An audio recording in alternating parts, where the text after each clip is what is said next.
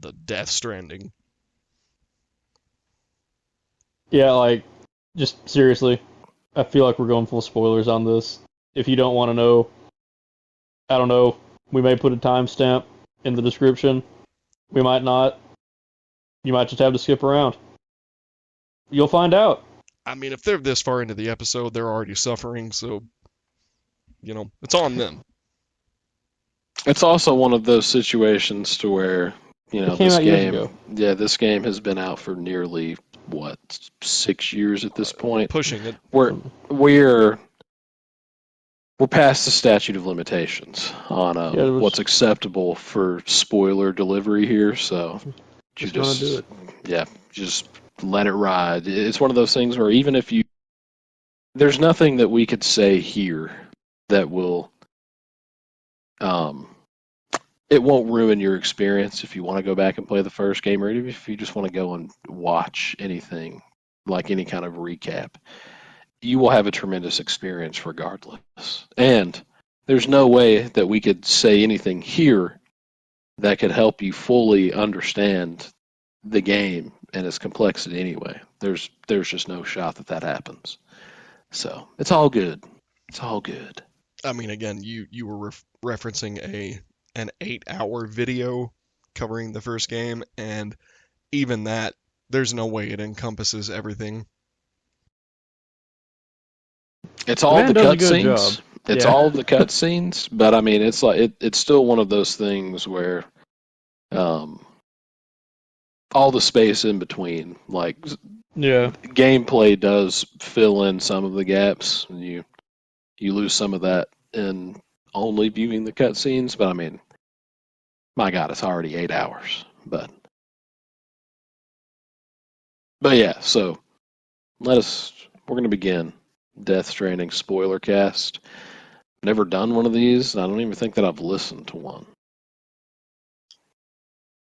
We're gonna do it anyway. What are we doing?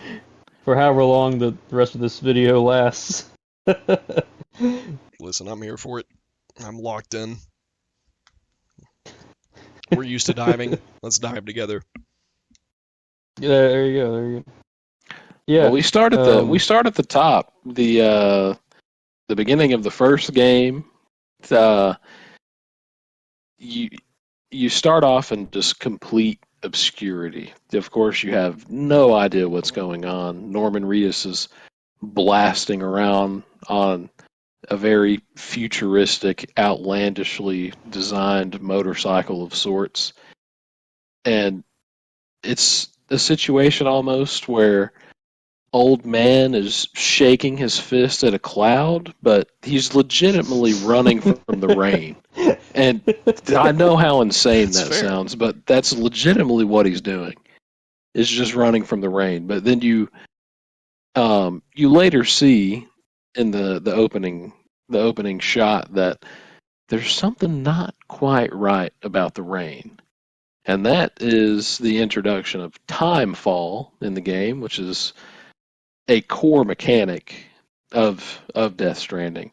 It causes rapid age acceleration with anything that it touches. So like in the opening scene, Norman Reedus has a hood up, so time fall's not affecting him.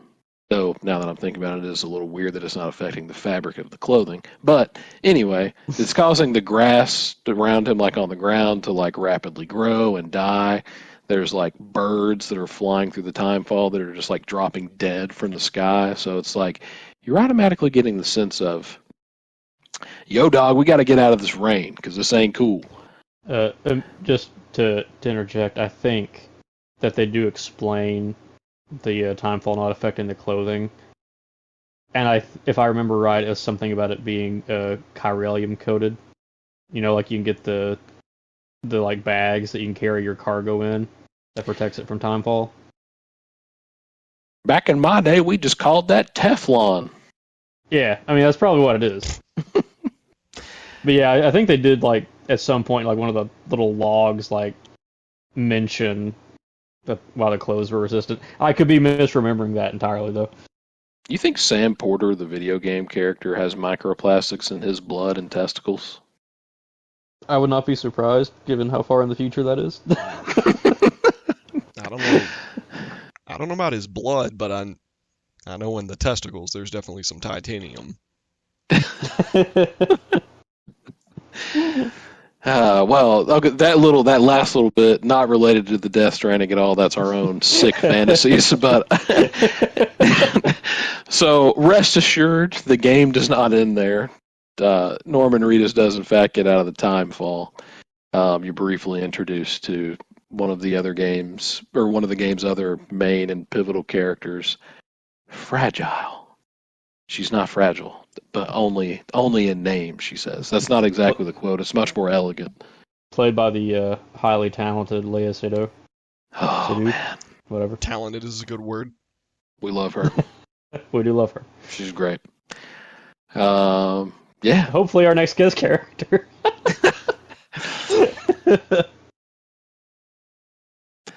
And the intensity does just kind of... It's the first bit of the story of the first game. It's a bit of a slow burn, and it's again clouded in obscurity.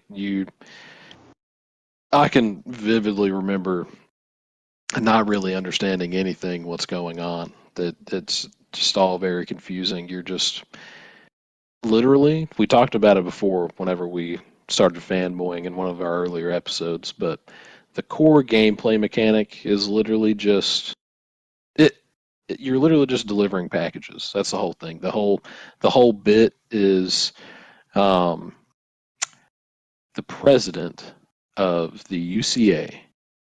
What UCA stands for. Well, not yet. What UCA stands for eludes me at the current moment. But it's basically United. Is it United Cities of America? I believe so. Yeah. Even if it's not, that sounds appropriate. I think it is. You're basically confirming. You basically are reconnecting America. They're just sending one man basically just on this nigh impossible mission. You find out that Amelie's a sister, right? Am I remembering this correctly? Yes. You find out that Amelie, adopted sister, was sent to do the same thing, but she was apprehended by some terrorists. And so now you're going to go do the job that she was doing. You're going to finish connecting and rebuilding America, and you're going to go save Amelie. So that, in a very, very rough nutshell, is the premise of the game. And so the core gameplay loop comes from, you have all these stations of these different people, porters, just entities that are existing. And you're getting them all connected to the chiral network. And the chiral network is basically, we'll just call it, for sake of discussion and ease of understanding, we'll basically just call it the internet. You're Sam Porter, and you're basically going around and you're installing fiber internet in these fine people's homes so that they can all communicate with each other and be part of the chiral network. That's fundamentally it. And there's a lot of wild stuff that happens along the way. Oh boy, there is, and let's appreciate that. Like the first time you get into a real big fiasco, it's because you run into a guy named Higgs, and he is played by Troy Baker, and he chews up every single scene he's in. To be fair, who isn't played by God? To be fair, who isn't played by Troy Baker? That's fair, but oh man, that performance in Death Stranding specifically. Oh yeah, the particle of God that permeates all existence. Keep them coming. Hit me with more lines. You love to hate him and you hate to love him. There's genuinely a good. I would call him a villain. Oh yeah, 100%. genuinely a good villain. But he's fun. and just funny, and makes some very unexpected appearances in the game that are not Higgs. I know at some point you're tasked with disposing of literally what the game calls a small thermonuclear device. It's literally a package that you have to carry at some point into the game, and it's just a microwave. It's just a microwave that will decimate an entire city. It's just a microwave. You all know the one. You all know the dangers of the GE microwave, unless they want to sponsor us, and then there are dangers at all. That's true. But yeah, so the person that gives you that bomb for that mission, they want you to think that it's just some normal dude, but the astute among us will recognize immediately. I didn't at first, admittedly. But the smile that the dude gives you as he's walking away after giving you the cargo is just like, you'd have to be an idiot, aka you'd have to be me, to not realize that it's not Troy Baker. I mean, it was on the watch back. I was like, oh man, makes so much sense. And that's one of the cooler missions that I think that I've ever played in a game, and that seems like a very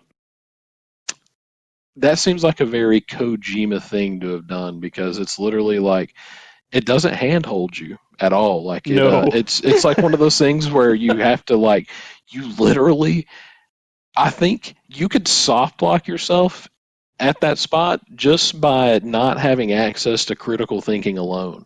Because if you try to take that bomb where it's telling you to take it, which is just one of the not cities, one of the bigger places you have to deliver to, it will literally just blow up every single time. And it's just like you basically just restart checkpoint. But you learn earlier in the game through literally just like a cutscene or like a normal interaction with somebody that there's a big tar lake near to the city that you're having to deliver to. And basically the way that this tar lake interacts with the game and with people and materials and things in the game. Your options, like to destroy a body, like you have to burn it, or they'll come back as BT and cause a void out. Right. So you either have to burn it or throw it in this tar lake. Those are the options. Yeah, it basically just absorbs it and turns it into, for lack of a better word, like antimatter in a way, which just makes me realize how I just so brazenly and stupidly glossed over a huge part of the opening sequence of the game, where you learn what about the stranding BTs and is, everything. what BTs are. Well, we just got we got caught up on the star-studded cast, and I mean we got true. Leah Seydoux and Troy Higgs. I mean I just got freaking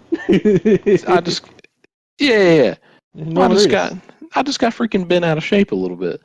Yeah, it's like you oh man, yeah, that whole opening sequence where you run into those who are they with? Are they with UCA or what, or Bridges, or what's the who are they with? Do we know? I can't even remember. Which ones? The people that are going on that body disposal, and they need. Oh yeah, I believe they're just UCA. Yeah, so you run up on a couple of people. They're doing a body disposal, and God, I gotta backtrack again. In the opening sequence with Norman Reedus and Fragile, you learn that Sam Porter, Norman's character, has what they call dooms, and they're there's different levels of dooms, and I don't even know how many levels there are, but basically it's your 3? sensitivity. I think 3 was the highest they ever mentioned. Yeah, because I think Higgs is a level 3, and he's the only one you encounter. Yeah. It's basically your sensitivity to BTs, or the beach things as they were in the game, and it's you can, Sam, for example, he can't see them, but he can sense them when they're near, and you got these freaky handprints that I guess everybody can see. That's not related to dooms, but he can more or less. It's like a spidey sense. That's a good way to describe it. His unique thing, a really unique thing though, is his that he's a repatriate. He's a repatriate. Yeah, Oh, he can't. He can die, but he comes back. He's coming back. Yeah. So he somehow runs up on these UCA dudes that are going bomb disposal, and they're like, "Hey, man, you got to use your help." And he was like, "That seems like a pretty bad idea, but sure." And then, so they go on this little excursion to get rid of this body. The way that you get rid of bodies in the game, other than throwing them into a tar pit, which is a little unceremonious, is I guess the other way is too. You just burn them. Yeah, I mean, You just burn them. You take them to. I think there's 2 big incinerators on the map, and you just burn them. And that's how you keep bodies from coming back. So, what makes BTs basically, or see, this is where I'm talking about. This is my favorite game of all time. But so much of the details are crazy. The BT is essentially like the soul trying to enter the body again. And is the best way to describe it. If a BT makes contact with a corpse, it causes a void out, which is basically what's happening in the Middle East circa 2025 right now. Jeez. Oh, that's a move. It makes a crater. These though usually have a big handprint in the middle. Listen, I think it's important that the audience has a real world example to understand what we're talking about. And yes, we are talking about gigantic bomb holes. Okay. So so they go on this big thing. Some really just unfortunate stuff happens. Everybody ends up dying. Higgs shows up during this thing as well, right? He sort of causes this whole deal. He's the kind of instigator, but you don't really get anything out of him aside from him just being there and looking cool. He shows up, is a menace, and then a void out happens, and you're like, "Oh, great, man! I just bought this game and it's over because the main character literally just died." But then you find out he's a repatriate, and he comes back through a weird little scene involving a baby. And that's where the babies come in. That's right. There's babies too. There's babies, and it's going to sound really weird and inhumane, but they keep them in pods. It is. So they keep babies. They keep them in pods, and oddly enough, oh God, this is you know what? There were so many weird parallels that happened with this, just generally speaking, because this game originally released like right before the COVID pandemic hit. Look, it's not the first time Kojima predicted the future. And so lots of weird lots of weird parallels that are happening with life. But these babies, they're called BBs, beach babies. And they are how people with or without dooms can detect Visually. BTs. Yes, they can visually detect BTs as well. So they literally will just keep them in pods, and like the way that these babies are even able to do that is they're basically kept in incubators. And whenever I say the word incubators, it's literally just their dead mothers basically kept on life support. Basically kept on life support. So it's like this weird thing where they have a connection with both the living world and the dead world. So that's how these babies are able to detect the beach things, the BTs. And God, I hate to say it, but that literally just happened with the woman's body in Alabama this week. Was it Alabama? I think it was Georgia. It was one of those lesser states below us. This keeps getting more depressing. We were just talking about bridge babies. At least that's fictional. Oh man, bridge babies. They beach baby is what I'm hoping to be. I'm trying to go get that tan. You feel me? I'm trying to go back to Daytona, do some dumb stuff. I'm trying to be the beach baby. No, yeah. You got a thigh that doesn't have a tattoo, so that's right. Yeah. Not related to the game, folks, but always remember: raise hell, praise Dell. It's not a phase; it's a lifestyle. Don't disappoint your parents more than you already have. Embrace it. So yes, we've got the babies that can detect ghosts. That's super cool. And so whenever they're extracted from their dead mothers, God, that feels so weird to say. Whenever Whenever they're they're not even. I don't even know if they're like dead, or if they're just brain dead. hey, if I'm here to tell you, if I'm brain dead, I mean, you're dead. that ain't a life worth living. It's not. It doesn't really matter. That explains some stuff. Oh God, he's right. So we take these babies out of their moms, their brain dead mothers, and the most humane thing that we can think to do with them, you guessed it, we're going to put them in a fishbowl, and we're going to strap them to people's chests to make a job task easier. And so the BB that Sam gets is BB-28, who he at some point during the game starts making. Well, it's not. I said that like it, or I introduced that like it was something that happened spontaneously. Again, one of the whole points of this game is the connection that begins to grow between Sam and this BB-28, who he starts referring to as Lou. I mean, the whole theme of the game, really, if you want to be pedantic about it, is connections. That's true. Yeah, that is the whole thing. Yeah, even so much as to say that the tagline of the second one is "Should we have connected?" We have connected? Yeah. Oh, he's doing it. I'm getting amped. It's happening. Here's the goosebumps. Me after I get through with all my exes. Hey. No coincidence that of this character's name here, but we'll leave that where it stands.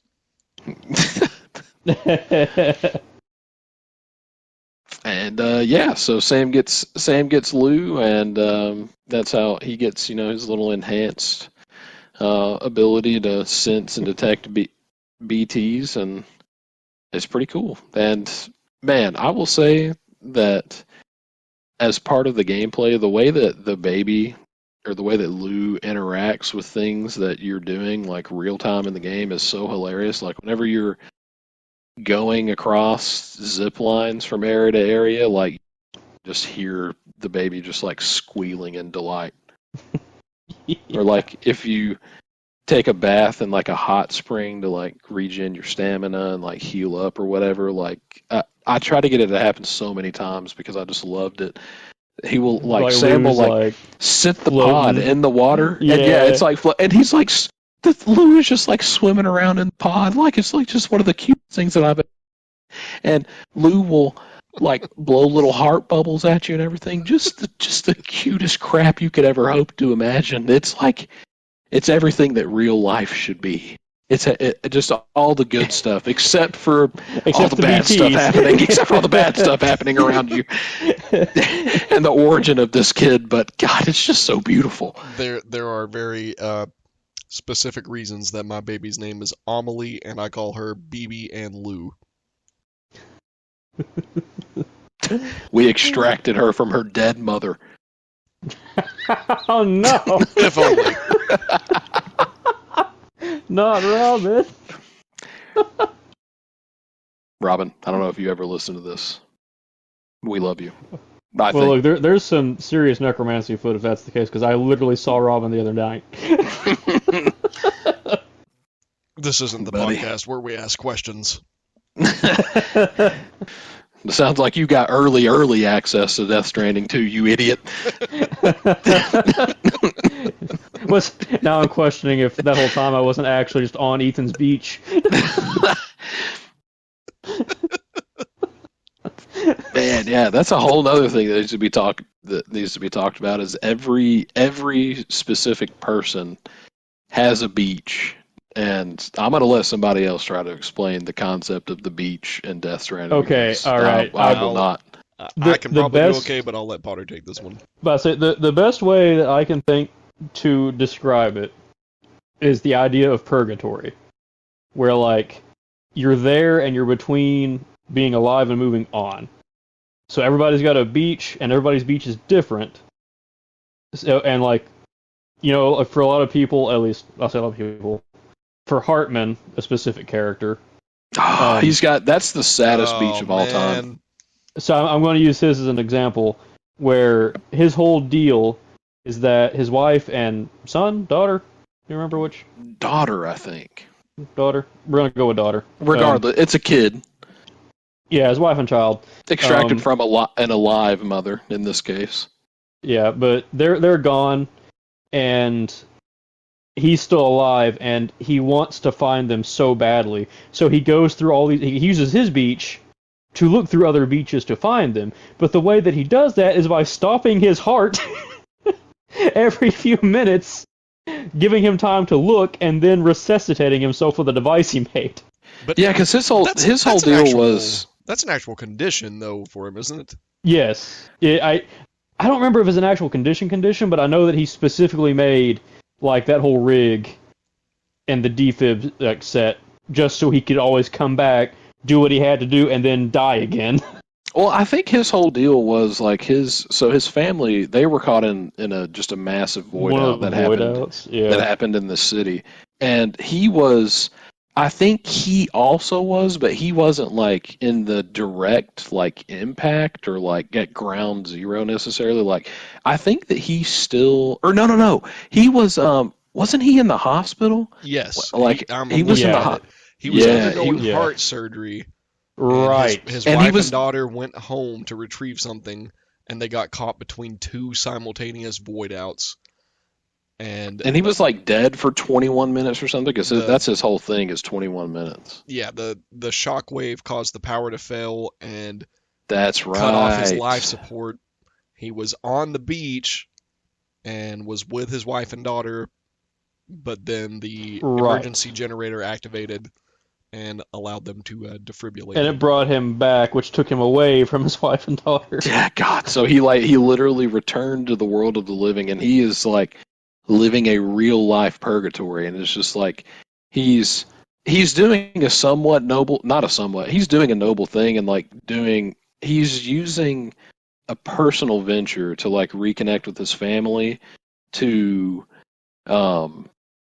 try to understand the like what exactly is happening with the Death Stranding.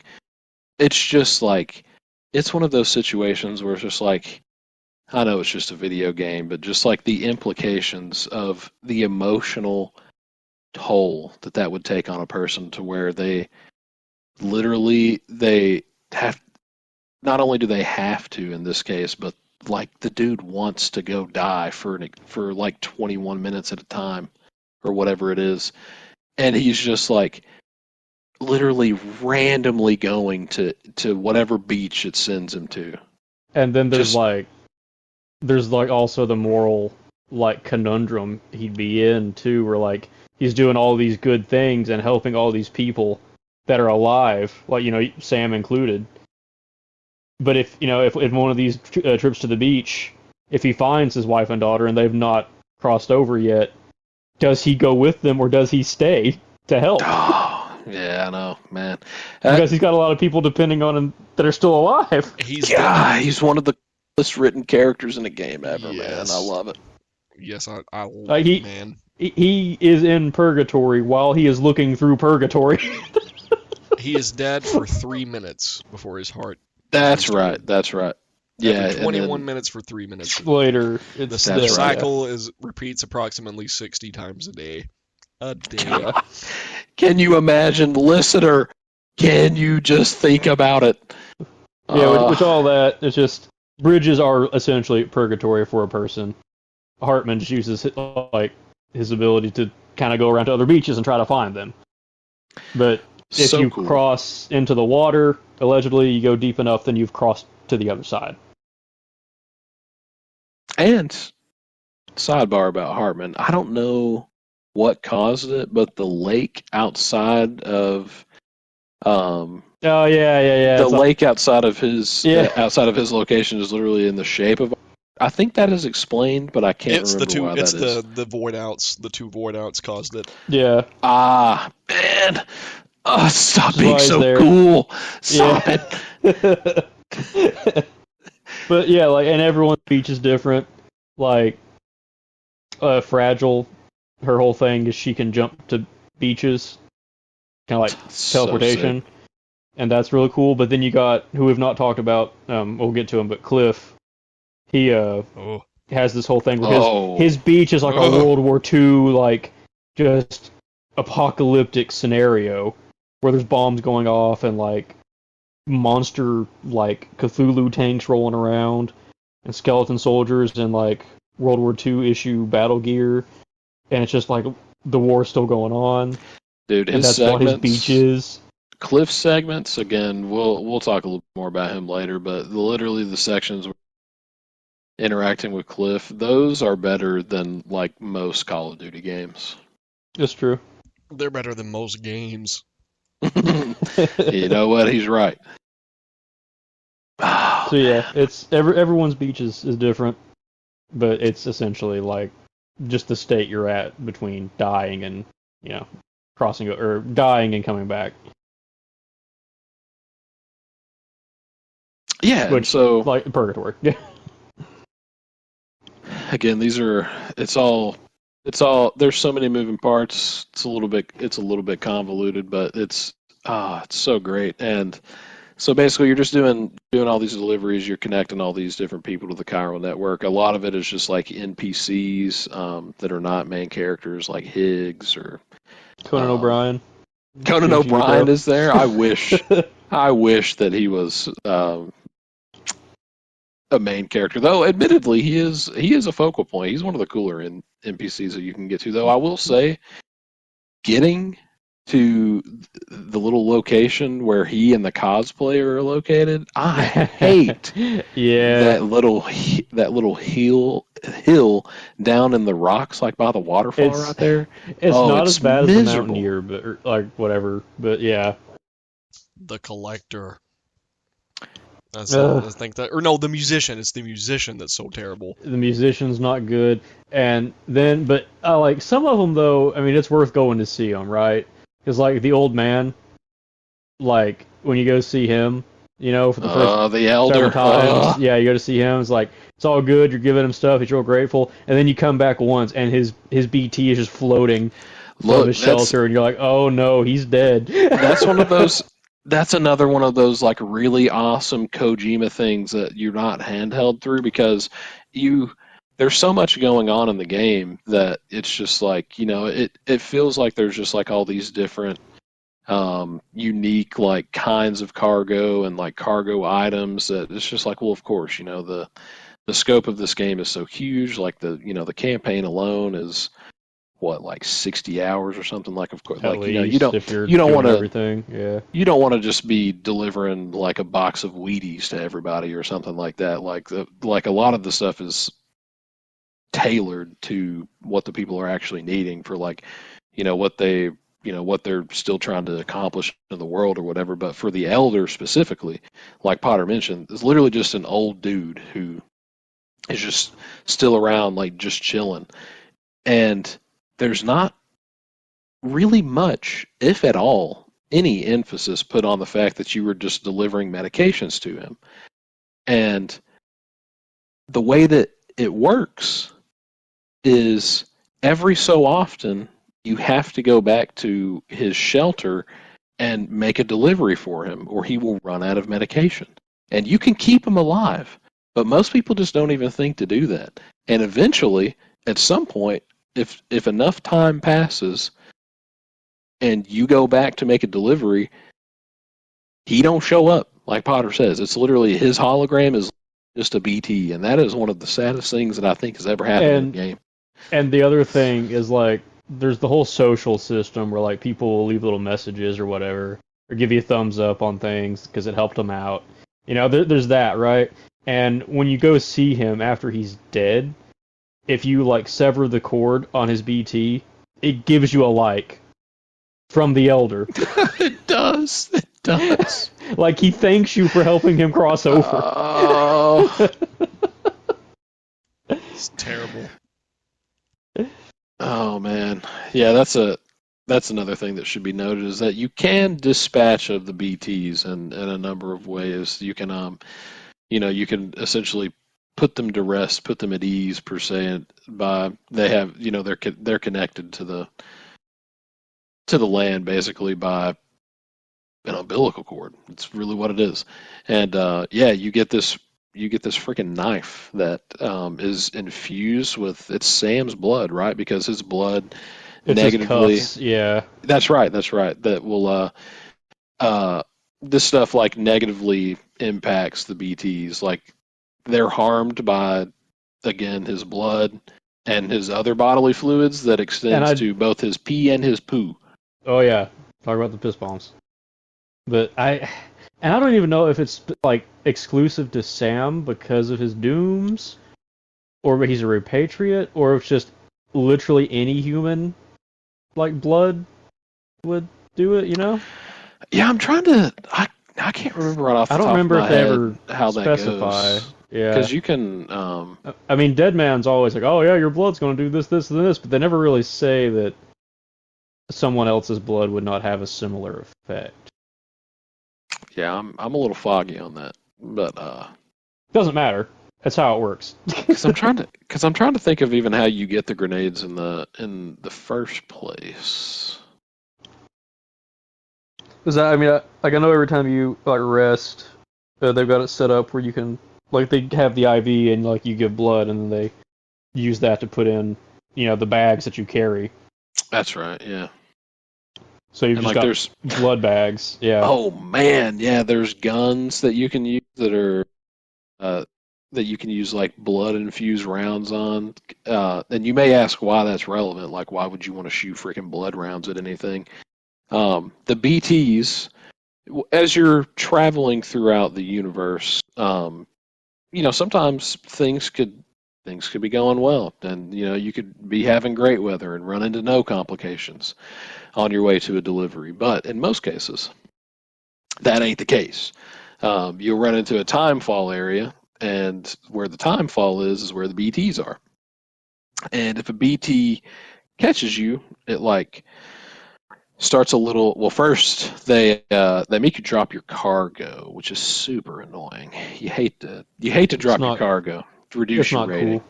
Hate that.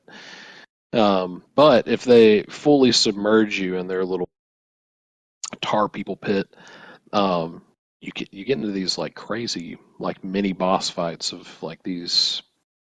I forget the proper name of them, but they're literally just big BT bosses. Like one of them's a lion. There's a gigantic freaking whale BT boss that you fight like really late in game. That's really kind of insane. There's like a big squid monster BT. Yeah, and where I'm going with that is you can shoot your freaking blood at them, man. It's so cool. And like Potter alluded to, you can hit them with a piss bomb. Yeah, the piss bomb. But you get other things too, like a grenade launcher later on, a rocket launcher that fire, blood rockets. Oh, they go so hard. There's all that, and so there's a lot of stuff you got to deal with. I mean, you've even got to deal like with boots running, like the tread on them getting low, and then like just the soul going out on them. So like you got to bring extra pairs of boots. I forgot and about like that. Stay hydrated and all this other stuff. And you're trying to balance while you're walking around so you don't drop the cargo. And you're having to set up ladders and zip lines and stuff like that to help you get around. But that's a lot of the gameplay. It's kind of like your break between all the big story beats.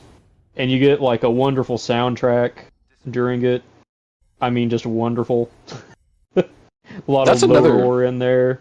And like it'll fade in and it'll kind of get louder with your tempo, and it'll just kind of fade out when you get to the next big story, section. Dude, that first huge difficulty spike. Well, I think actually it might be the second one, because I think the first difficulty spike that happens is on like the smaller, like quote unquote tutorial map where you have to go through that forest to reach that one outpost that's on the other side. That the wind farm. The wind farm. That genuinely is one of the tensest moments that I've ever had in a game. If I was going to quit the game, if I was going to be a complete idiot and quit playing the game out of frustration and fear, it would have been at that point. Luckily, I did not. But that was a pretty sizable difficulty spike. but a good one. But the other one is you go through a relatively difficult BT section that's up a pretty sizable hill, if not like a mini jagged and Right. everything. And once Like you reach right the top, there. Yeah. once you reach the top and the weather clears up, the terrain smooths out, and you're about to descend from this. And you're looking down that- on Port Knot City, like where you're Port trying Knot. to get to. Yeah. Oh yeah, Port Knot City, and that low roar song kicks in. That literally, that was the moment that I knew that Death Stranding was something special. And we'll talk about it when we get to like the end. But like the song they play when you're on that last beach, like by yourself, it's so good. We alluded to it. We alluded to it in the one little Death Stranding expose that we had, but just how intentional the music is in that game, it would be totally different, and it would certainly be lesser without it. I mean, it cannot be understated how just important and pivotal the score is to that game. It's unbelievable. I'm about to cry just thinking about it. Literally that moment, that first moment, literally, because I can remember how hard that section was, like coming up that hill, and it's just like it literally just felt like the BT spam was like never ending, and I was like, between that and just how punishing the terrain is, like just trying to physically get up through there. It's the way that the music is like the biggest reward. It was just like, oh, and like man, it's such a good just little breather too. But then you almost get whiplash because when you get to Port Knot, it's the first time you meet Higgs properly, and that's when he hits you. Like you're getting like sucked down. Yeah, there is, and you're like getting sucked down into the tar, and Sam's, oh, who are you? And he hits you with that, I'm Higgs, I'm the particle of God that permeates all existence. Like, what? How great a meme lord! Great. Yeah. One of these fedora wearing idiots has made it. Yeah, it's like what's happening here? No disrespect to the fedora, that's a stereotype, but man. But yeah, I mean, you get through that, and then eventually you work your way back over to like you're talking about with the bomb. I mean, the microwave, and like you eventually logically deduce, if I take this into town, it's going to blow up, so I'm going to toss it into the lake. Super cool, and you literally have to arrive there by paying attention, and like, yeah, it's just it's really just good game design. I mean, it comes down to nothing other and like than that. It's just super cool. And in that like same stretch, you like learn about Quiet's backstory and all the crap that Higgs did to her, which is rough. Yes. Basically, just like tortured her. Yeah. No, I did that, and just the whole like, literally just put her in her underwear in the middle of Timefall, and just gave her the ultimatum that he gave her. Oh yeah, that's what I'm saying. That's torturous. Yeah, it is. And I mean, she made the, really the right decision. She made the heroic decision. Well, yeah, doing what she did. He tricked her into taking a nuclear bomb to Middle Knot City. Yeah. Mm-hmm. And then he was trying to use her to take another one to South Knot City, but that's when she caught on. Yeah, she stole it and ran through the time vault. Yeah, Higgs is playing a big part in like trying to, if you haven't picked up yet, or if we haven't made it clear, Higgs is like trying to sabotage all the good stuff that the UCA is trying to achieve. Basically, he's trying to muck that up. Yeah, he like literally has Metal Gear has Fragile stripped down to her underwear and essentially says, "Look, the bomb's gonna blow up, or you can run out there. You can leave, you can teleport, and you can save yourself, because that is something you can do. Or you can run that bomb in that timefall out there to that lake and save people." And that's what she does. And it's like she only has a mask on, aside from her underwear, so like her face is totally fine, but the rest of her body just turns into like the body like a 70-year-old. Like, it's rough. Cruel stuff. A cruel summer, some might say. And she has to live like that, which is why she's always in like the full dress and gloves. Like It's true. always. Then I think also around that time you meet Mama, who I know I'm a big fan of, but played by Margaret Qualley, who I may or may not have a thing for, but Another just horrendously sad story for a character. Why would Kojima do this? That one was rough. That one was really rough, but it was played so well.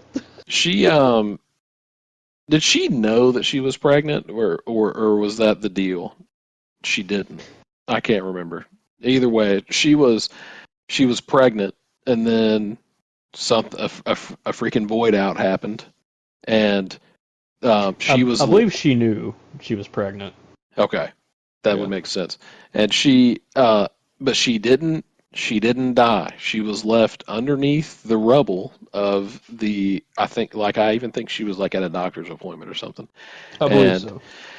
She was left underneath the rubble after this explosion happened, and like the baby ended up dying, and so it's like, and she didn't, and so the introduction that you have whenever you like walk into her little shelter is there's just a freaking baby BT, and Sam like immediately is just like, oh man, we're going on the offense. Yeah. We're getting ready to get a +1 like right here because we're about to sever the cord. So anyway, I started blasting. And she's like, whoa, wait a minute. And that's whenever you learn just like how tragic that story is. So like she's like still cradling it, and like it's her baby, cradling this BT baby, and you're like, oh my god. And the saddest thing about her story to me was that the only reason that they found her under that rubble is because they heard a baby crying. Like, they heard her BT baby crying. And that is the only reason that she lived. And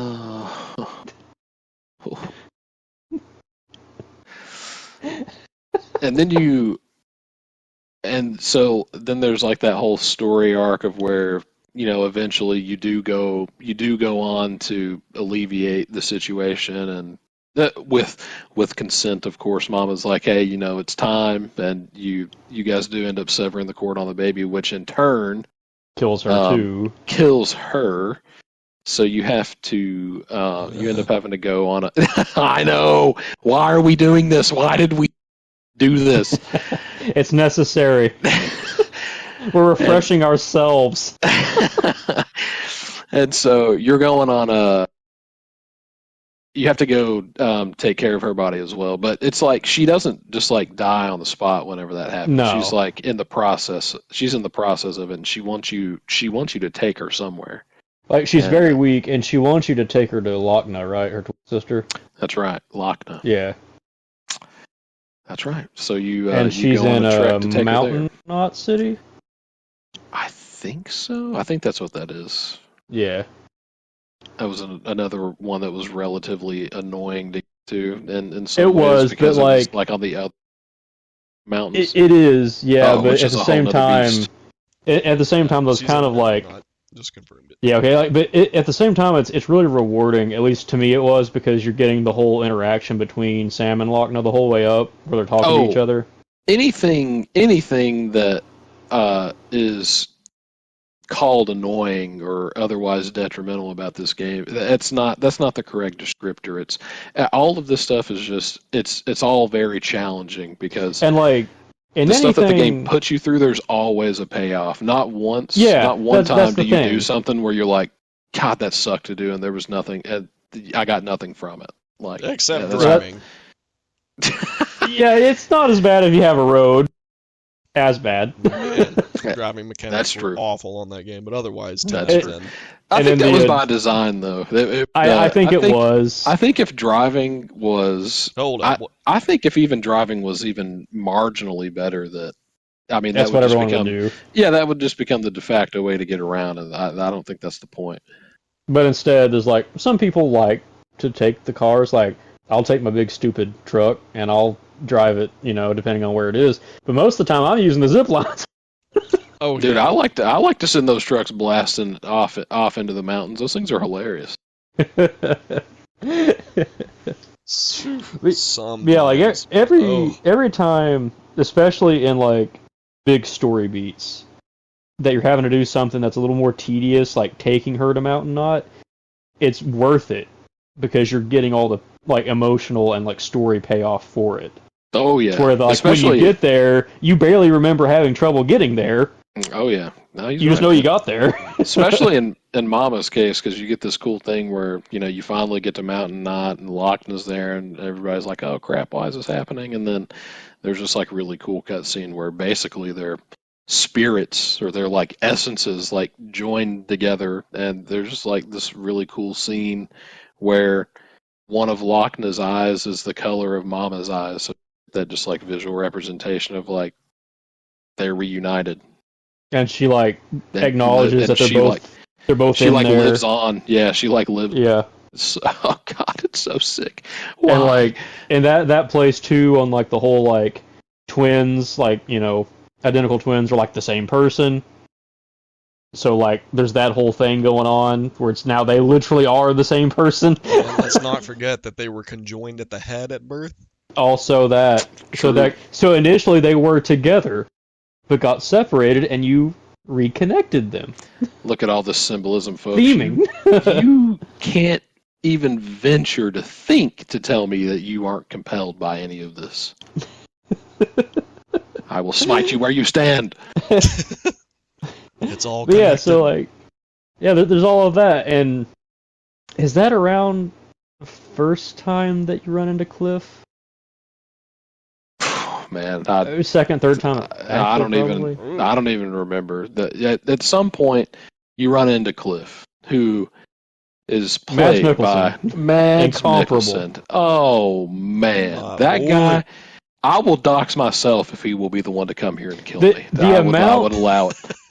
The amount of acting that man pulls off in such a good way without saying a single word in that game. Like the second he is on screen, he's like, you are focused on him, and he's the most interesting thing. And he never speaks in that first scene. It's so good.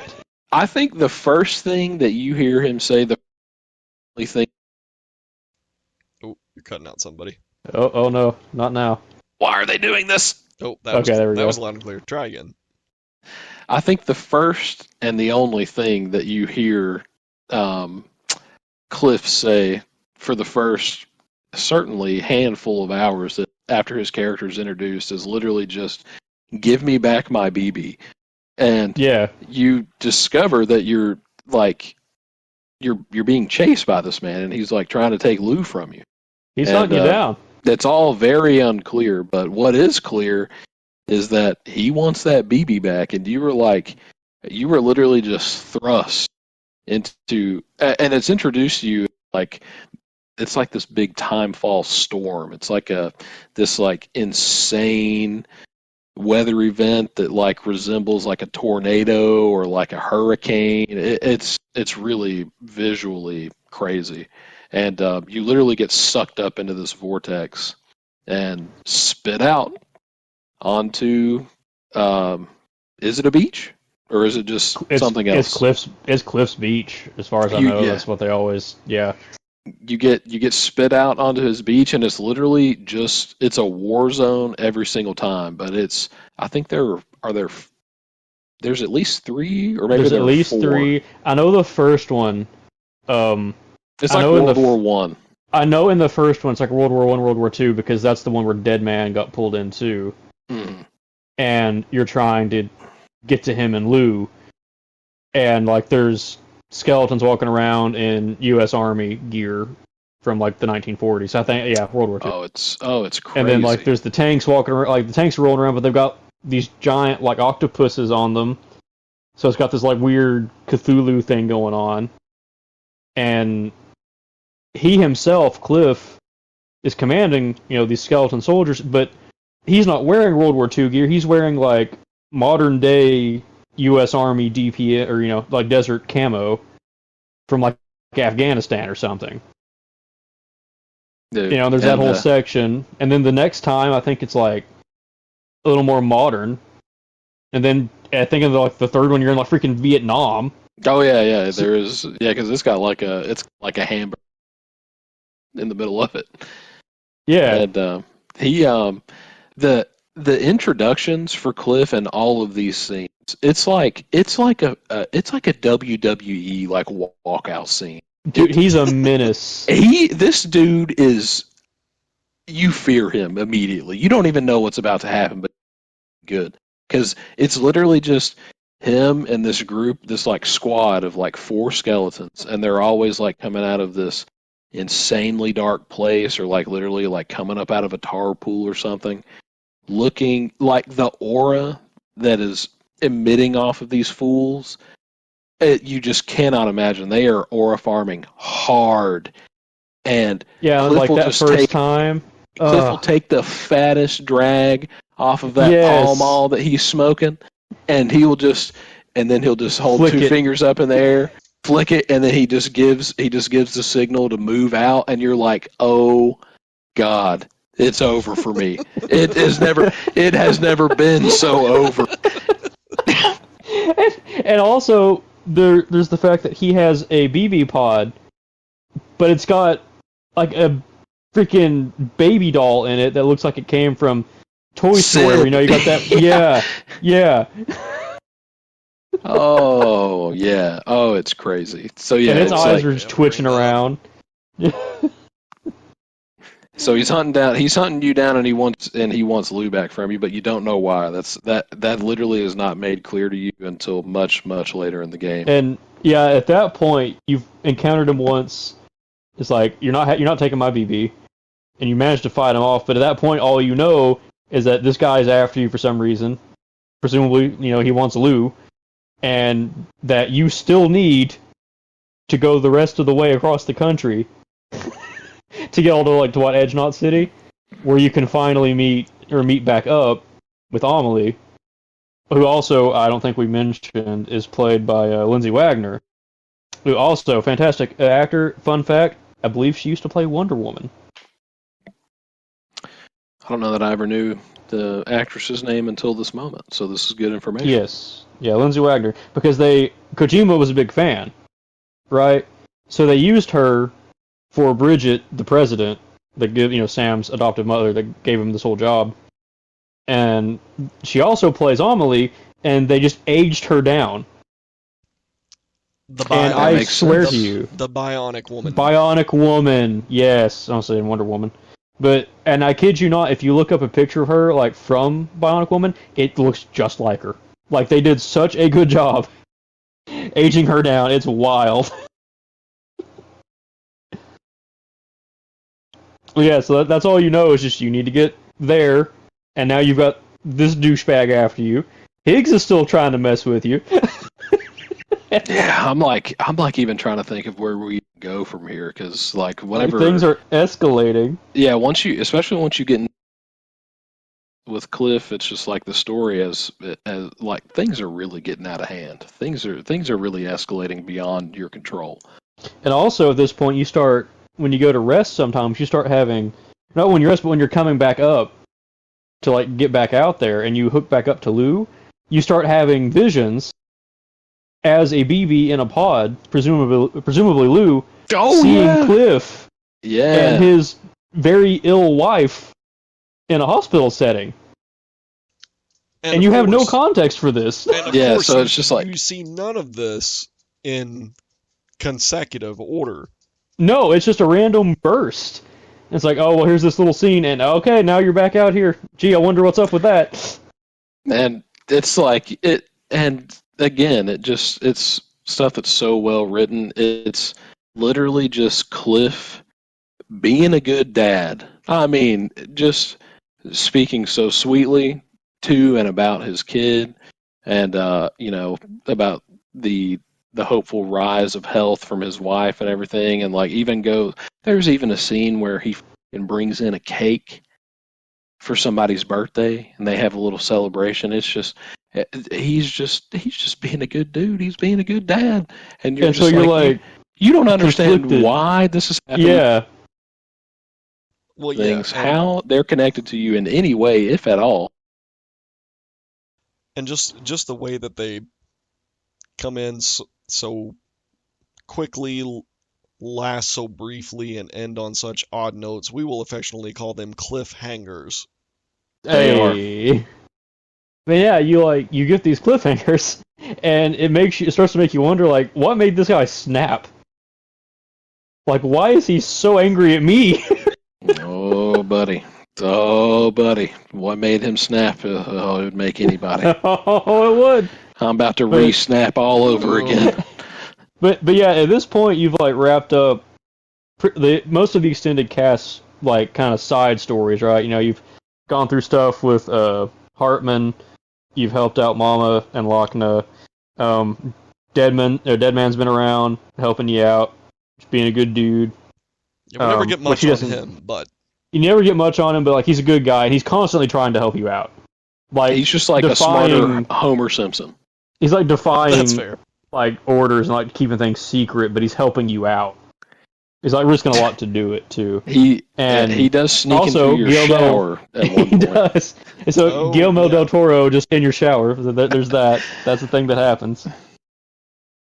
But yeah, so there's all of that going on, and by the time you finally get to Edge Knot, there's just no path to it. You get there and it's just a beach, like an actual beach, and there's just no connection to the city. No connection to the beach. It's almost like we're coming full circle again.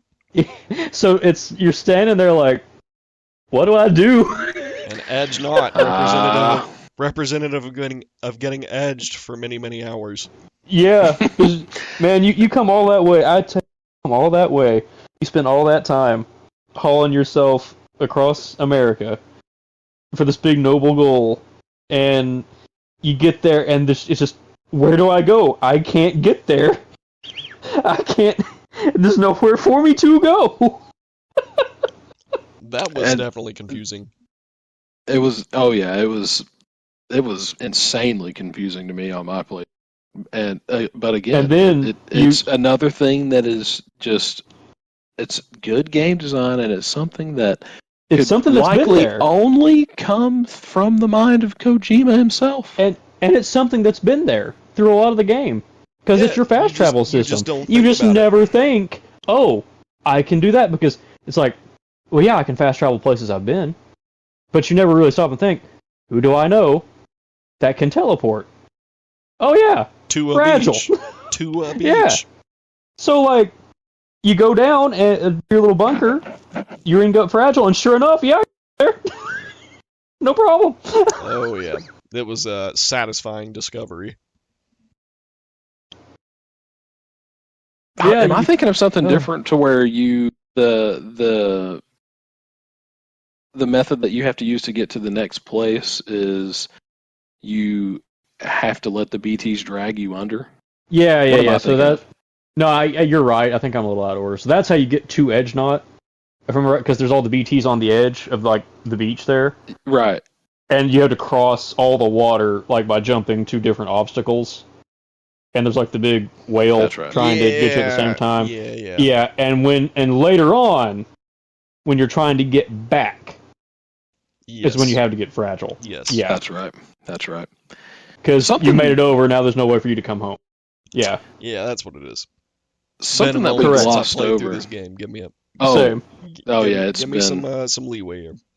Yeah, No. It's good. it was all of us. I'm crutching on you. We arrived there. We've got the knowledge properly.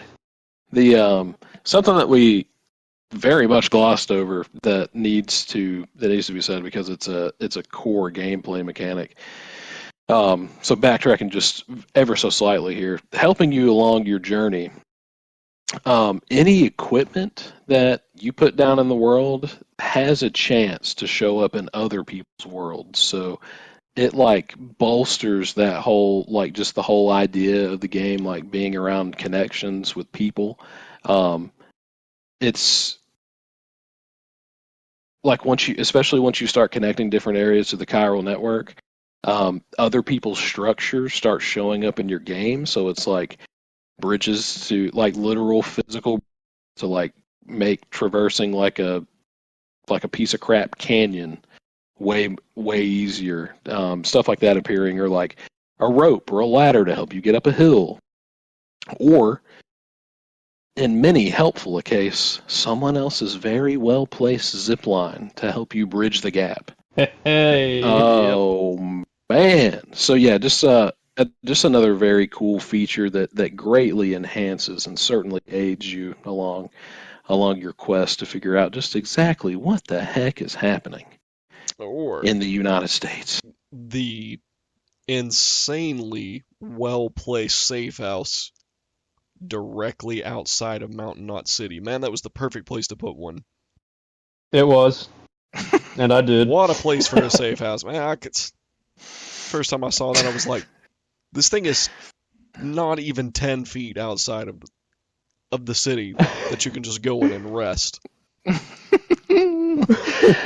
never understood. I literally think that it's it's so funny that those show up in people's worlds, but there's a lot of structures that show up in your world that are very meaningless. And I think that if it's not just people trolling, I think a lot of the trophy constructing one of everything. So it's like people would just like I know for me, I never constructed a safe house outside of the mission, like over there at the weather station, that it prompts you to create one. I never put one down. Yeah. I never put one down. So it's like if you're somebody that's going for the trophies in the game, and you're like, crap, I haven't made a safe house.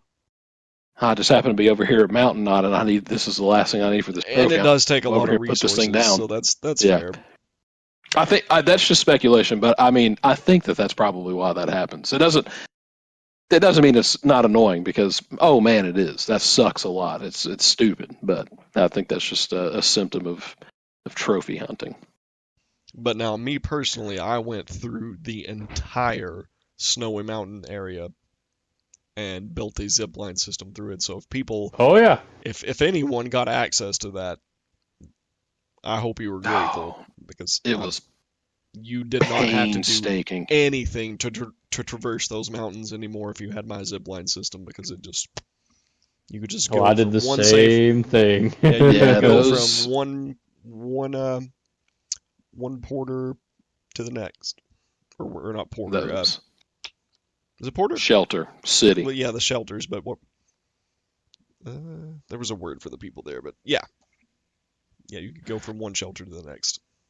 Man, those snowy mountains are like maybe the embodiment of like trial by fire and like the great payoff. Yes. Because dude, it totally sucked going through there whenever you didn't have it connected to the chiral network.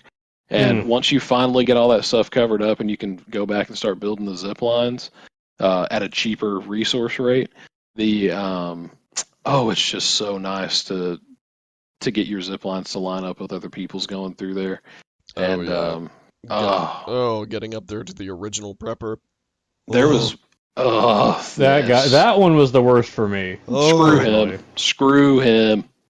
And not only screw him because of his location, but screw him because he's just not a very likable guy. He's got that boomer mentality. Not a cool dude. Not very cash money. And the thing that was so crazy to me too is I didn't make the connection until they actually showed up, but you don't think about it, or I didn't think about it in the moment, just because of just like how difficult the terrain itself was. But you kind of lose sight of the fact that snow and snowfall is just a different type of timefall. It's still timefall, it's still freaking water.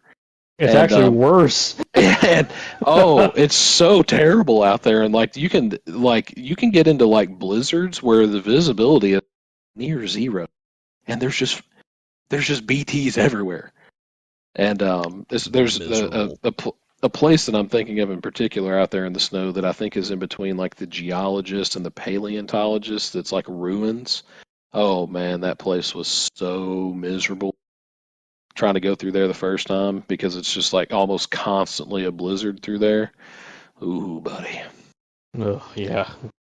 Thankfully, once you kind of get that, once you get that zipline system set up and you've kind of dealt with the prepper, like it's there's no real reason to go back up there most of the time, thankfully. Not to have to walk around anyway. So there's that.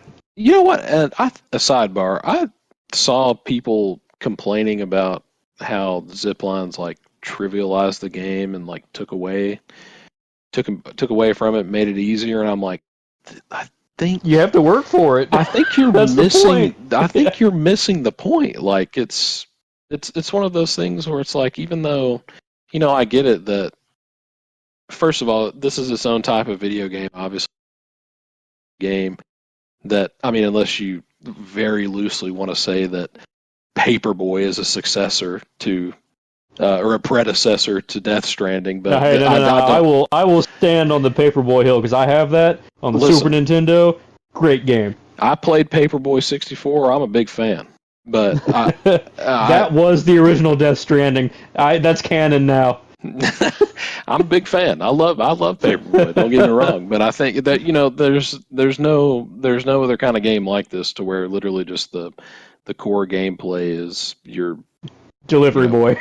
Yeah, you're a delivery boy. You're literally just walking, and so but in the same sense, why in the world would you want to go through tens, if not hundreds, of hours if you're going to play the game that way of doing all this stuff and not wanting to improve the way in which you can do things? That's like saying, oh, I'm going to go play the entire underground in a Dodge Neon. No, you're an idiot. It's that. It's like, gee, I'm going to go play Dark Souls 3 at soul level 1 and I'm going to beat every boss without dying. Good luck. People have done it, but good luck. Yeah, it's just it's zip lines. Zip lines are one of the greatest things about that game. That's like peak reward. It's playing a JRPG without leveling up your party member. Oh man! Grind your party members, kids. That's true. Put the EXP share on your Pokemon. Don't do it the hard way. There's no reason not to. It literally makes your life easier. Why would you not? It doesn't make sense to me. I don't get it. I really don't. But I digress. Where do we go story-wise from here? So at this point, we're pretty much in Edge. We're in the end game.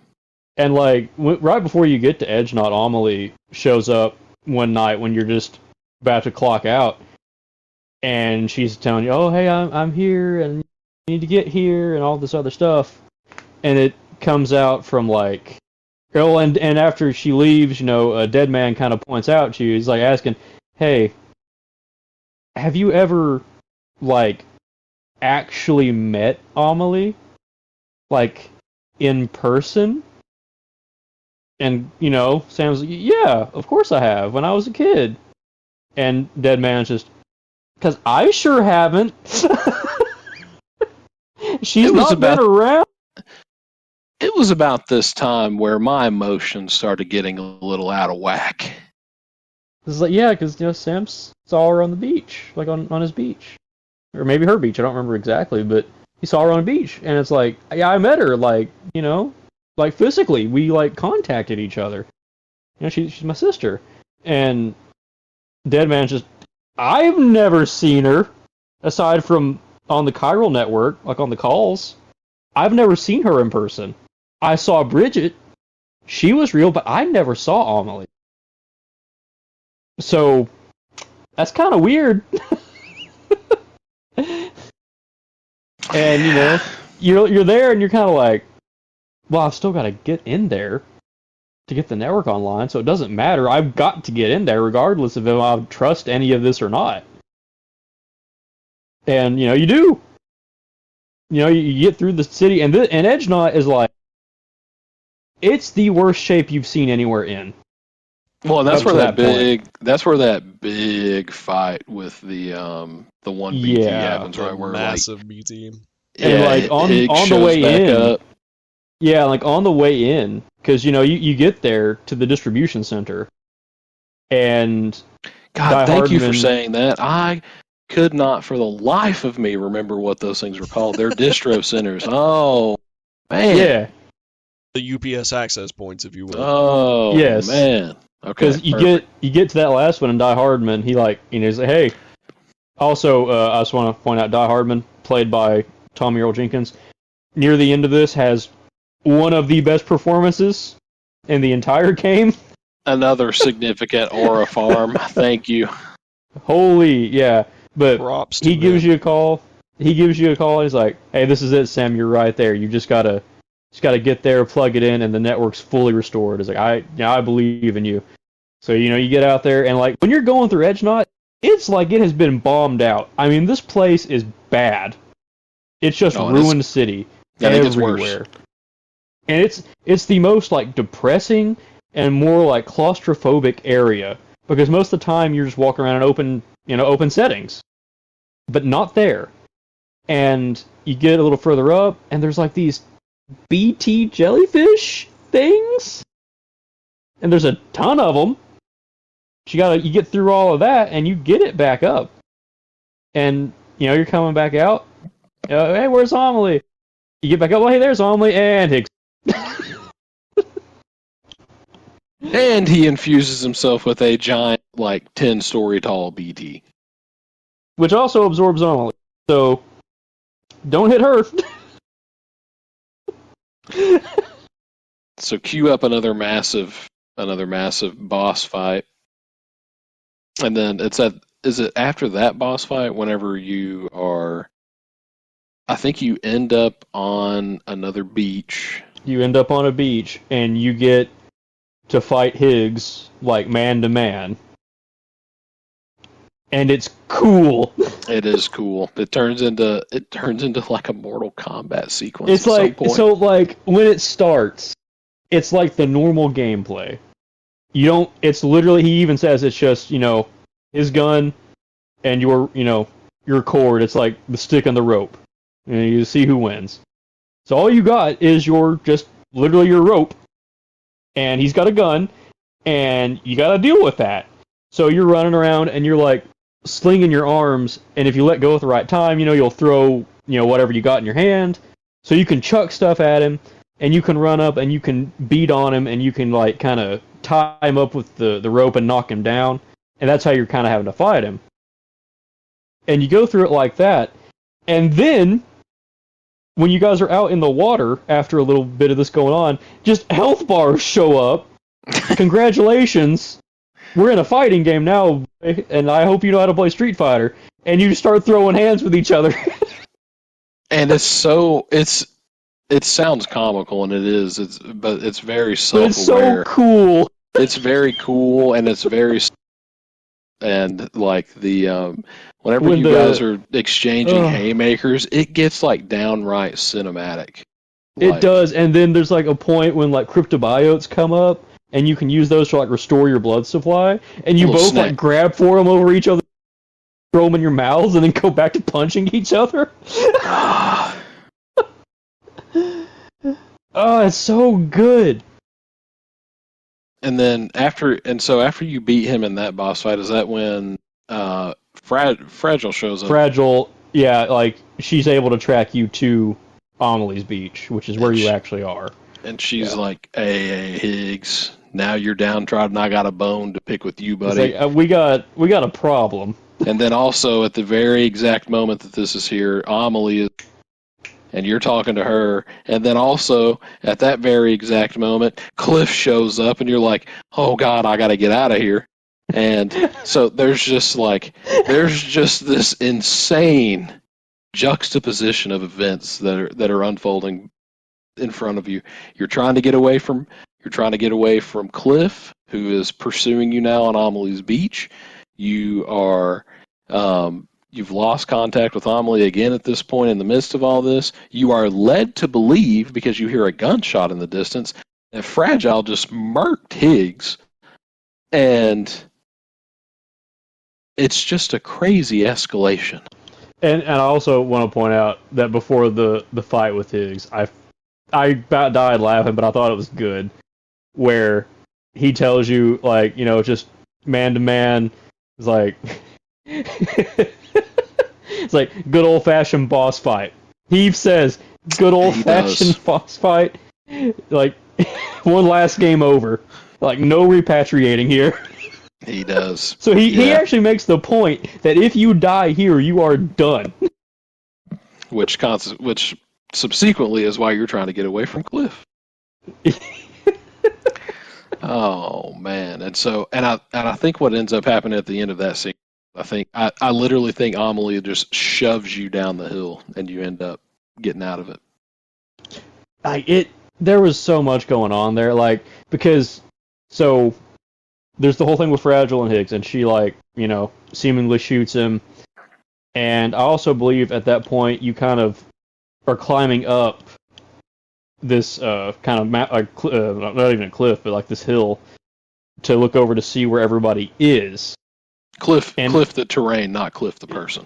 Right. And I believe at that point is when you see Cliff, his skeleton boys, his skeleton boys, Amelie in white instead of red because she's been in a red dress this whole time. That is true. Wearing a mask. That the is mask true. of Die Hardman, who is That now is just here. And Cliff seems to have a bone with him. But, yeah, so there's all that going on. And then, all of a sudden, when you turn back, Amelie, now in a red dress, is beside you, and she then pushes you into the water. That's right. God, So, like, and what happens after this? I'm at a loss. I know it just keeps getting. I just know it keeps getting more emotional and sad. So, like, you're at a point where you don't know. All right, so white Amelie is bad Amelie, and red Amelie is okay. But then Cliff, or at least Die Hardman, has beef with Cliff because he's trying to shoot him. And then you're just gone. And when you wake back up, it's like, yeah, so there's like a whole thing. And the problem is, Sam, that you're now back over here. You're out of Edgenot. But the network is down. Which you just went through all this to put up. And Fragile's too weak to, grab you and teleport here because she teleported everybody else. But we need you back here as soon as possible. She's going to be out of commission, so you're going to have to walk back across the country. That's right. During some serious storms. Yeah, there's a big, massive timefall weather event happening, and then that's where that gigantic whale boss fight happens whenever you get back to Lake Knot. When you finally get back to Lake Knot. And it takes a minute. Because you are having to go through the entire game map again, which translates to the U.S. And the man finally makes it back, only to be stopped by a giant whale PT that turns into another boss fight. It never ends. It never ends. It was a great one. That was a good fight. Oh man, that one's kind of rough too if you're not kind of ready for it. Like, you got to really be scrounging if you don't come in strapped. The cool thing about these boss fights too is, again, the aspect of other players comes into play, and like whenever you're bouncing around between building to building, try not to get sucked into the tar. Little tar beings of other players in the universe will like show up and like throw you ammunition or like throw you a weapon of some kind. It's pretty cool. It is. I'm crutching on you hard here because you've got the sequence of this down, and I do not. All I remember is despair. I only claim to have the sequence of this down. So yeah, like after you beat that boss, you get back in and you're talking to everybody, and Fragile is fairly confident. I will say everyone's here except for Amelie, Die Hardman. They are not here. But Fragile is fairly certain she can get you back to Amelie's beach, but only you. You are the only one she's going to be able to send, because you're the only one that can potentially find her beach because of your connection. So this is right. It's just going to be you. There's no help. You got to do this on your own if you're going. Sam decides he's going to do it. And Fragile does manage to get him there. So, this point is where I believe the last cliff fight happens. And it's like I'm a really high-tech certain. one.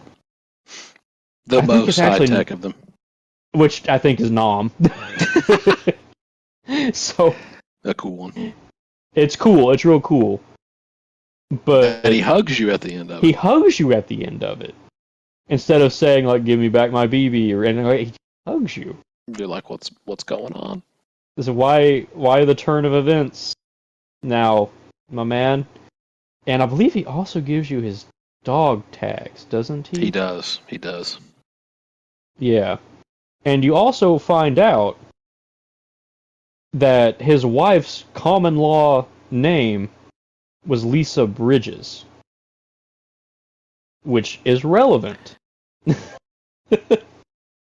Why would that be relevant to Sam Porter Bridges? It doesn't make any sense. I don't know. It does not make any sense. I do not know. What a weird thing to put in the middle of this game. It's crazy. But you find this out, and you're then on Amelie's Beach. No Cliff. I don't think there's any Die Hardman. I think it's just you and Amelie at this point. Yeah, this is where she's trying to do the thing, right?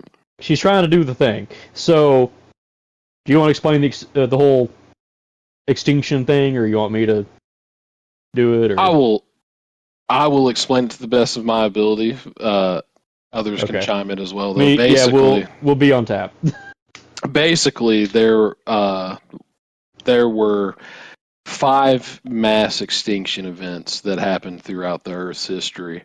And the whole premise of these extinction events happening is they were all caused by an extinction entity, some being that brought them on. And it was never actually confirmed, I don't think, but you sort of like see glimpses of like these 5 beings, like definitely in like the announcement trailer for this game. And my assumption, and I think everyone's assumption really has been that those 5 figures that you always see in like the trailer, they are the previous EEs or extinction entities. Yeah, it makes sense. And I think that they even at some point, I even think that they show up like while you're on Amelie's Beach, right? Like, they do. They do, so, but it's after this, but they do show up. Yeah. So it tracks, even though there was, I don't think, anything official. So anyway, you've got these extinction entities that will cause these mass extinction events on Earth. And you find out now, once you get back to Amelie's Beach, that she is the 6th extinction entity. Higgs has been trying to tell you, but she like confirmed. She was like, Sam, this is what I got to do. I'm an extinction entity. I'm about to blow up the world. This is what I'm about to do. And that's also not saying Higgs was a good guy the whole time. No, he wanted it to happen. He was just trolling you. It's true.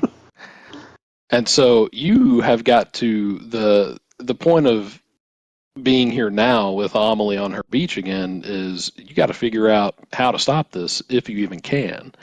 And oh man, we're circling back for what is I think the 4th time of this discussion, but what happened way more than 4 times throughout the game. Just another excellent piece of Kojima design to where you've got to figure out how to stop Amelie from doing this because she's walking out into the water and she's getting ready to end and life as we know it. And she gives you, like, you have Die Hardman's revolver. You have a gun. But during all of this, when she's explaining, I'm the 6th EE, this is my purpose, I can't fight it anymore, I've been trying to, but I have to do this. You have the gun, and she hands you the gun and tells you a gun won't help you here. That's true. That's pivotal. And so, it's not No, I'm sorry. Specifically, because it does matter. She says, a gun won't help you here, but it has a role to play. And so, you're not handheld through any of this. Amelie starts walking out into the water, and she's getting ready to end it all. I don't mean in the traditional sense. I mean in every literal sense of that sequence of words. She about to blow it up, son. And you got to figure out a way to stop it. And so, logically, you're like, I'm a blaster. this really sucks, but I'm about to blow your head off right here It's like, right now. So you're my sister and everything, and Sam clearly loves you, but it's like, I can't let you extinct the human race. So I'm going to blow your head clean off. And it turns out that don't work. It does not. Whenever you give her the Houston, it just triggers a cutscene, and hey, the Death Stranding happens anyway. And so you get spit back out, and you're just like stuck in this time loop, and you're like, what do? And it turns out you literally just have to think back to what the whole game is about to begin with. And for those of you who have been keeping score at home, it's connection. And so you go out into the water, and what saves everything is you guys hug. Oh, God. Like, literally, the key to saving the human race is to literally just hug someone. Hug it out. Hug Hug it out. it out. They say that a normal human needs 5 hugs a day. Well, apparently Sam was hugging with the intensity of like 1,000 men because he saved us all. He saved the planet. But that yeah, saved us, that Obi-Wan. was a spirit bomb fueled hug. But just that act kind of gives her pause to where, like, okay, like, I can't stop this from happening. It is going to happen one day, with or without me. It will happen. But what I can do is cut off my beach from everyone and everything so that the world does not end. Because she says, like, if what it takes for Sam to be happy is to shut like herself in and push him out, then she will do it. Why would they do this? And so that's exactly what happened. And she has to stay on her beach alone. She has to until it stay there happens. alone forever. She said, Yeah. she said it could be possibly thousands or even millions of years, I think is how she words it. She said, like, it's going to happen, but I can give you time. So that happens. And she pushes you out, and you wake up on Sam's beach. And this is where the credits start rolling, right? This is where like your This characters is kinda where grayed you out. get the big exposition dump. Okay. Oh Lord. Yeah, so this is where you're sitting there, and Low Roar's, I believe the song title is I'll Keep Coming, Yes. and you stand up, and it's just you, it's just Sam, like, there's nothing and no one else on this beach, and all you can do is run along it. And that song is playing in the background the whole time. And it's like the slow build-up. Such a confusing part of the game. So, like, but he stops at different points to take a break, and while he's sitting there, Amelie's ghost kind of shows up, and she's explaining all the things that led to this to Sam, where it's like she and Bridget were the same person. Your mom and your sister's your mom, Sam. Go figure. But like, she's explaining all this about how that when Bridget was younger, she was diagnosed, I believe, with cancer, like terminal cancer, right? Yeah, I think that's right. I believe so. And at some point during that, her soul separated from her body, and it never aged. Her Ka, they say. Her Ka, which is Amelie. Her physical body is Bridget. So she is split. And presumably because she's an extinction entity, like, universe forced that because it couldn't have her just dying without causing the sixth extinction. At least that's kind of how I understood it. Makes sense. Yeah. So, especially if it was something that had to happen. Yeah, so, like, there's that, right? And we'll get back into this later, but there's a very specific reason that she kind of adopted Sam and, you know, did all this stuff for him. But yeah, Bridget is explaining all this stuff about how, like, she knew she was an EE because her soul was not aging, and she knew she had to do something about it, so she forms bridges, and she starts all the bridge baby experiments, and, like, we're trying to figure out if there's a way to make this maybe not happen. She spends all this time fighting against her nature as an EE, because she doesn't want to do it. And in between all these sections, Sam is still trying to find a way off the beach. And at the end of the credits, and as the song's fading out, you stop, and Sam drops to his knees, and he whips out that revolver. Oh Lord, he's about to do it. Because, as far as he can tell, the only way out now is to just end it. He's about to blow that head smooth off.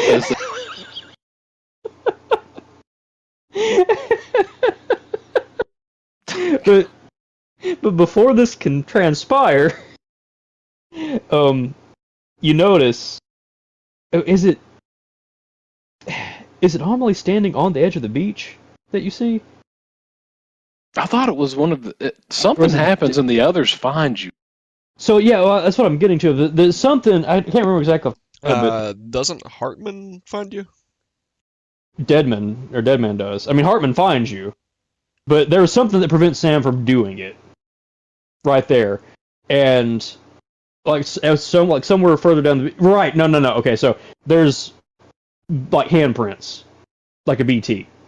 Like little baby handprints. Yeah. Like a BT. Yeah.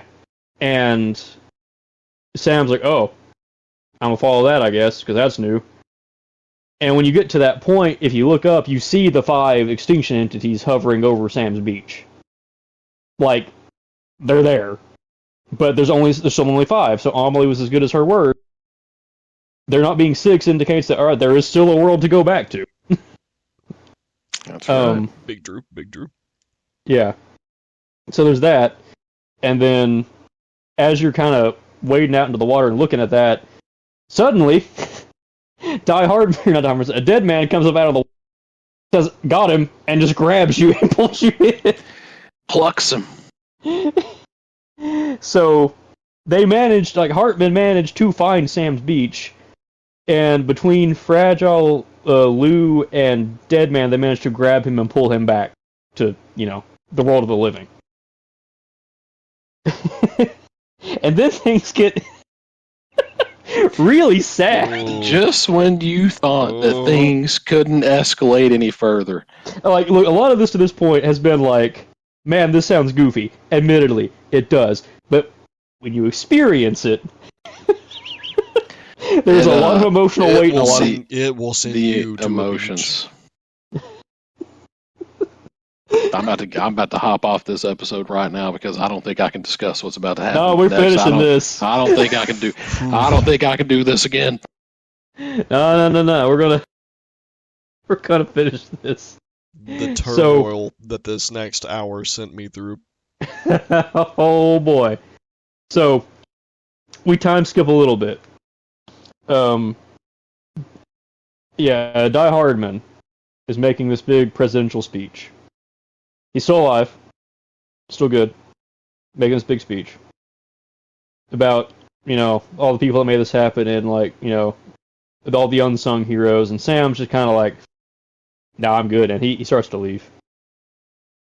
And, Dead Man catches him outside, kind of bumps into him, and Sam, who we did not mention this about Sam, he had ophthalmosphobia, that was called, where like he's got like a phobia of physical human touch. He don't like to be touched. He Yeah, also has like an allergic reaction when he's touched. yeah, like with the tears, kind of like when he senses a BT. Or no, it's like a red mark, right? It's like a red he mark. gets like handprints on him. Yeah, he gets like red marks on his body when he's touched. Yeah. But Deadman kind of bumps into him and realizes that he did not like try to pull away. He didn't react to it. He was like, "Oh, you beat your phobia." Like, you can be physically touched, and he just hugs him. He's like super happy about it. It's like, man, I just had a gun in my mouth. Yeah, but no, like Deadman just hugs him. He's letting it all out. And he's telling him, I found some things. There's some stuff we need to talk about. And Die Hardman is back there, so he's like, we'll talk later. When he leaves. Then Die Hardman, Tommy Earl Jenkins here. He proceeds to give one of the greatest performances. Oscar-worthy. Genuinely, one of the greatest performances. Because boy, you feel the hurt in this man's voice. It hit the despair that this man was going through as he was like just laying it all out there to Sam and like recounting just how remorseful he was about and all this. It was just like, dude, I don't know that I've ever seen anything more powerful. That whole thing. That I'm about to lose it. That whole thing. It was so moving, man. That whole scene. I had the talked to emotions Ethan right about with it. I had talked to Ethan about it before you had played it. Because I knew he'd probably feel the same way about that scene I did. And we both said that is when it's going to start to go straight downhill when Smith plays it. Dude, couldn't have been more right. Because, oh man, he just, God, it's such a good scene. That's good. That's worth looking up on its own. It is, and I'm like, I'm thinking real hard about like the way that he like phrases different things because there's just so much emotion in it, but he had like he did a bunch of bad stuff with the bridge babies and all that stuff, but he also tells Sam point blank right there, like he asks him, hey, I know you don't like exactly like me, got a lot of reason to like not be cool with me, but would you hear me out? And Sam, he's like, okay. And Die Hardman tells him straight up, like just point blank, I killed Captain Clifford Unger. It was me. And Sam was like, I'm sorry, what? You could have told me that you knew what this dude was. But he killed him. The guy that's been hunting you the whole time, like, Die Hardman killed him. And he tells you, I could have told you I did it for America. I could tell you that I did it for love of country, but I didn't. Like, I did it for her. Like, the man put himself through hell because he loved Bridget so much. Like, he tells him, like, she was everything to me. And she asked him to do it, so he did it. And he's not trying to make excuses for it. He just wants Sam to know that he regrets what he did. Like he said, he says he thinks about it every day. And, like, time doesn't help. Wearing the mask didn't help. Nothing makes it better. And, like, the man is breaking down, crying, telling Sam about how Cliff saved his life so many times. He said that, like, he drug him back time after time after time, and the only reason that he's still alive is because he wouldn't let him die.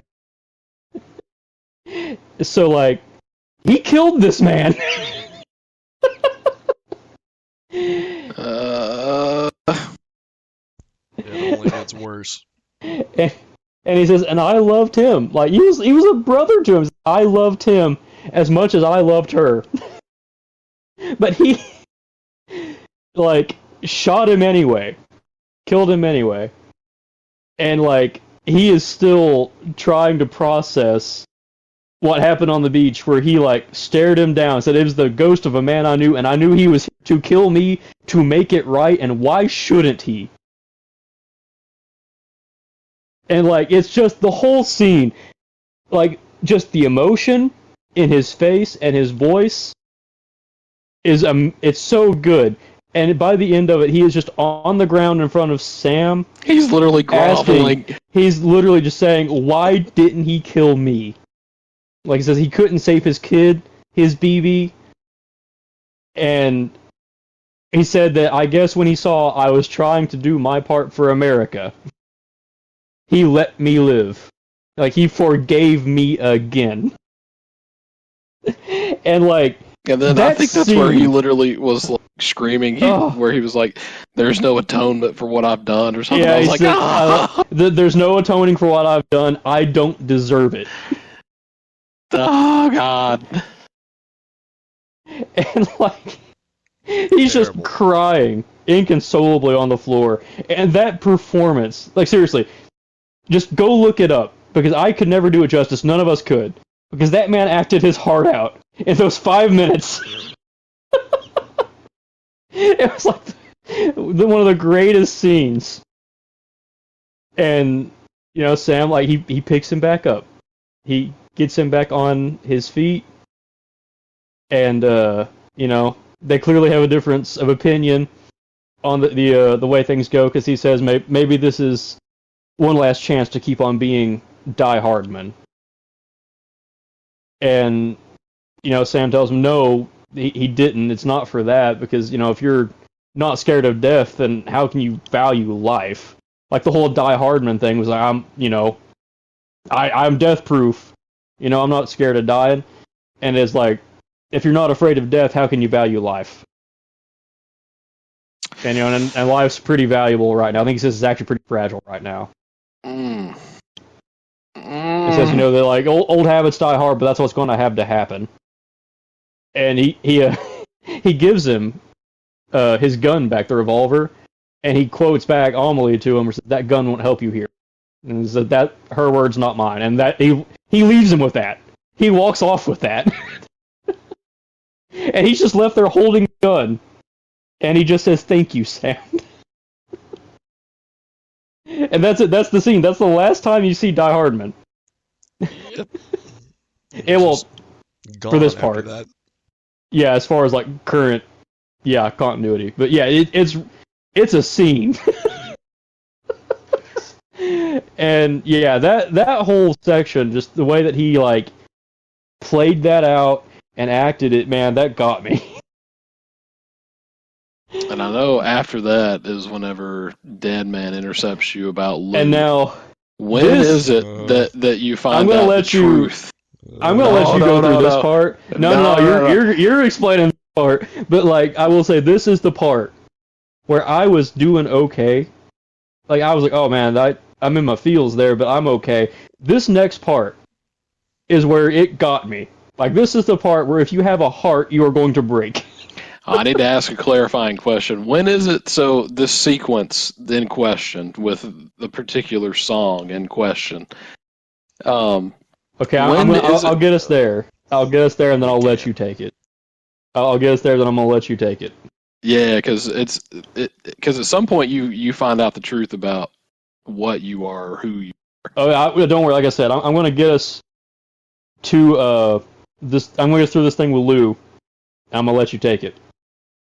Okay, so after that, Sam goes to meet up with Deadman, and Deadman tells him, like, he's holding Lou's pod, and he tells him, Lou's gone.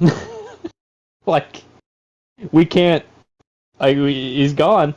Won't sync back up with, you know, the mother, and non-responsive. We've got to decommission, which is the decommission is the nice way of saying you got to take him up to the incinerator and you've got to burn him, because if you don't, burn him, it's going to void out. So Deadman says, like, I can't do it. And Sam's, I'll do it. I will do it.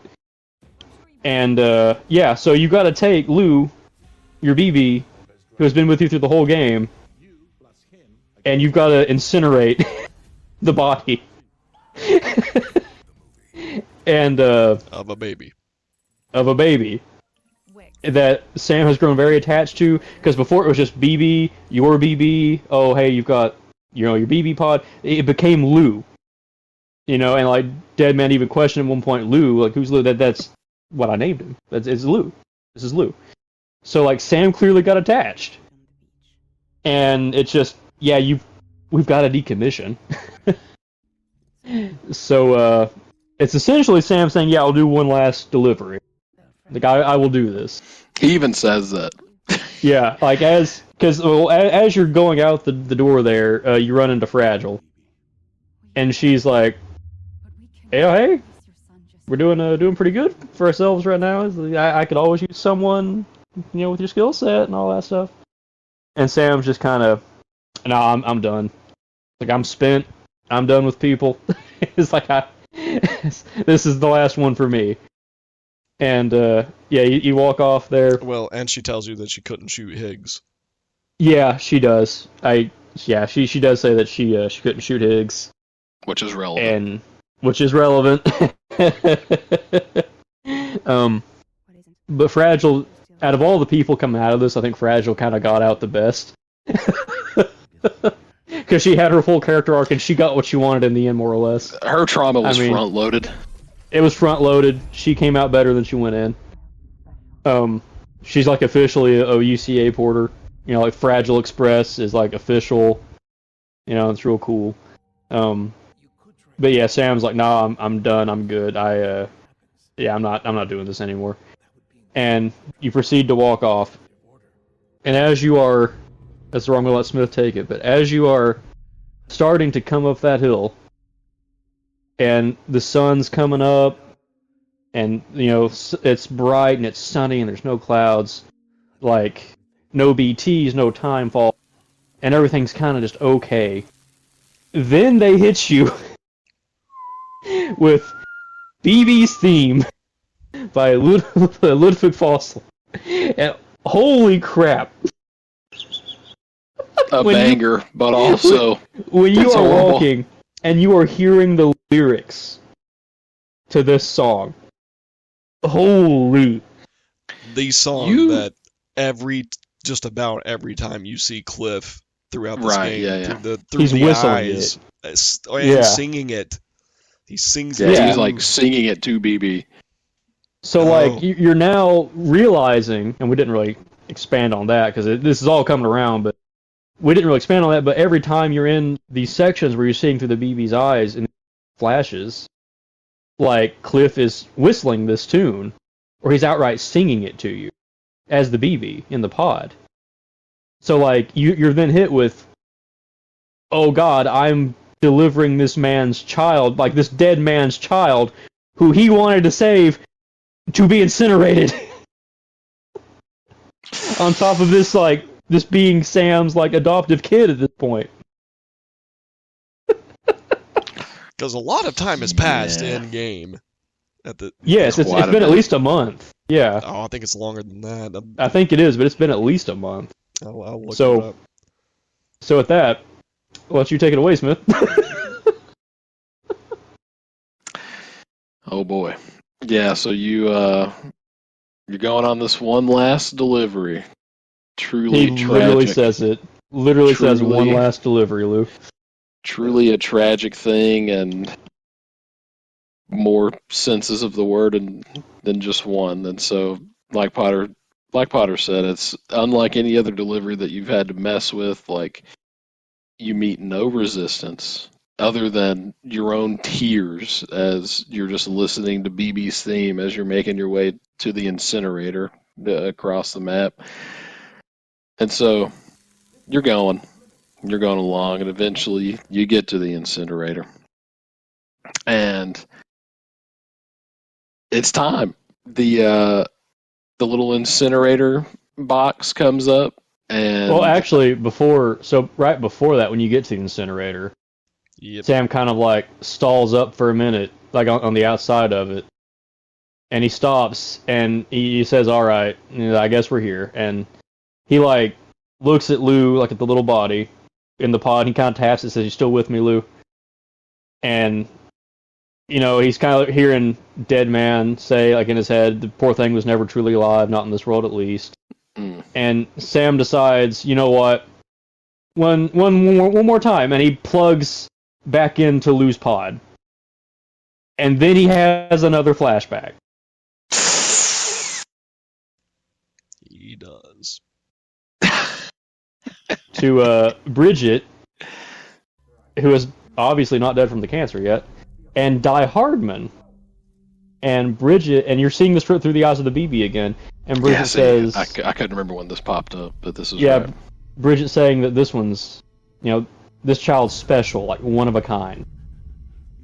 And Die Hardman's like, is this a BB candidate? And she says it's either that or, and kind of trails off. And he says a sacrifice. So there's nefarious things being plotted here. But yeah, Bridget's wearing Die Hardman's mask, and she says that he's going to be a foundation, a bridge. Like, so at this point, it's like, oh God, they're trying to take Cliff's baby and make it the first bridge baby. So, like, they're taking the man's child away from them. And you go through another, like, in that same section, you see, like, Cliff bring the BB, like, the little astronaut, he says, mankind can go anywhere, and whenever you get out of that pod, I'll take you anywhere you want to go. So you'll be out of there in no time. And I think that's around the time when Die Hardman comes back into the room, and he realizes that, oh no, this is Cliff's baby. This is, like, my best friend's baby. And he's here because his wife is the one dying. And he gives him the option at that point to go. He's asking him about, like, oh no, were you at the Void Out in Manhattan? Like, I didn't know this was you. Like, I didn't know this was your wife. I didn't know this was your BB. And I think before he gives him any of that, I mean, he says he's sorry. Like, Darwin says, I'm so sorry. And he hugs him, tells him, I didn't know you were the... so, like, there's already genuine regret on Die Hardman's face. And then you cut again. I'm thinking I'm getting the timeline on this right. You cut again. And Cliff is, like, visibly agitated. And he's telling Bridget, this isn't what we agreed on. You said you do everything in your power to save BB. And she says, oh, we are, but we can't release your son just yet. Just believe me when I tell you it's for the best. And Cliff says, says some woman in a mask who's done nothing but lie to me. So you're already kind of like, man, this is shady. And like, she sends to protect our country, but you're thinking, is it? Yep, Duluth, you guys and, are next in line. Then we cut again to where you're at, Smith. We'll see. Where Die Hardman comes in and says, hey, President gave me the highest level, like, access to all this stuff. I use it to manipulate the security system. Just tells him straight out that you got like 5 minutes before it resets. There's nothing I can do for your wife, but you can take your BB and you can leave. So I think that's where you are on it. Oh yeah. He gives him the okay to go, and so like any man would do in this situation, he does say goodbye to the wife, and gives all the pleasantries about how he did all he could and everything, but he's obviously got to save BB. So, and he does the only thing I think that he realistically could do in the situation with his wife, where he does end up. Yeah, he says bye, but he also does remember, just shoot her. Yeah, right. Yeah, he blows that head smooth off. And she's in a coma, just for the record. She's not conscious of any of this. Right. And like, yeah, Die Hardman even told him before, he's like, look, I swore an oath to the president to protect her and the country, but I swore an oath to you first. And it's like, I served under you first, your family doesn't deserve this, like any of this. You saved me again and again. So take your BB and get out of here. A man's man. Yeah, it says it's past time I paid that debt. So that's why he's doing all this. And yeah, like you said, like if he tells him, like, if you don't do this now, you will never see him again. Like, you will never see your son again. So that's where we are, where he says goodbye to his wife. He, makes sure she's not suffering anymore. And there you go. They end up. So yeah, he ends up taking up Die Hardman on the offer there, and they end up trying to leave. And I'm definitely going to have to crutch on you a little bit more here because I'm in shambles at this point because all of this stuff is just so intense, and like all of these puzzle pieces are like finally starting to come together a little bit, and you're like, it's truly tragic. Like the story of Cliff is just heartbreaking, and that's not even strong enough to describe it. And so, like, it's literally the story of a man who had everything taken away from him, and it's all coming together. Like, not everything is revealed to you yet in this moment, but enough to realize that things are quite bad. So they again, I'm spotty, but they end up leaving, but they keep running into patrols or something. Like he keeps running in. I think what happens as far as you see it played out in the game is that Cliff, he opens his wife's little pod. He tells her, "I'm sorry, Lisa. I will save our son," and he shoots her. And then it cuts back out to Sam in the present again. Like as Cliff takes the BB off the pod and starts to leave. I think that's when it cuts back out to Sam. Like he kind of comes out of the vision. And then objective is once again deliver BB to the incinerator. And Sam gets over there, and Dead Man had told him like before, hey, if you didn't have the cuff, the UCA wouldn't know where to find you. You'd be invisible. And he's like looking at the cuff, and he's like kind of remembering, hey, when you use the incinerator, you'll be reconnected to the network automatically. But right now it's disabled. If you want to just disappear, you could do it. Also, you could try taking Lou out of the pod if you just want to see what happens. But it would be a direct, like, in direct conflict with an executive order. Like, this would be highly not looked well upon. But he sits Lou on the incinerator, sets his cuffs on the incinerator, because he's done with the UCA too, and they'll reactivate when he does this. And it starts to go down. And then we cut to black. And then it pops up and tells you, hey, delivery success, you did great, like, S rank awesome. S rank awesome. Like, no, it's not. And you're just like, is that the end? But then it comes back to Sam having snatched Lou off of the platform, and he's holding it again, like the pod again, and again, he's remembering there's a 70% risk of catastrophic failure simply from removing a BB from the. And he plugs back in again, like he's not done. He's like, I can't let go of this yet, so he plugs back in. Now we are at the exit scenario for Cliff. We are now seeing this. So so now he's running into the patrols and stuff, because I think I think security has noticed that the systems are down, so people are the alert has been raised a little bit, and people are trying to figure out what's going on. And eventually he gets spotted and goes on the run a little bit, still within the confines of the hospital or whatever. And they end up back in the room where all this stuff was going down, or at least maybe if it's not the room, it's just another bigger room that they've entered So into. like, yeah, like initially, like there's a little more to it. Like he's running out, right, and he's trying to find like this. This is kind of like what you're going through, like the escape, where he's like outside and he keeps running into guards and all that, right? That where you're at? I think so. Yeah. So he's doing all that, and yeah, okay. So there's some stuff that goes down before he gets back in the room. I believe you. Like I said, I was in shambles. It is actually important. Like he runs into some guards, and they like identify that he's trying to leave with the BB. Oh yeah, and like Die Hardman like basically tells him, "Hey, don't do this." Yeah, and like they shoot him. Like they hit him. Like they hit him. Well, one and does. Die Hardman, one of them hits him. Yeah, as he's running off, he gets hit, and Die Hardman grabs the guy on the shoulder and is like screaming, "Hey, stand down! You know, don't." And it's like, "We'll handle this."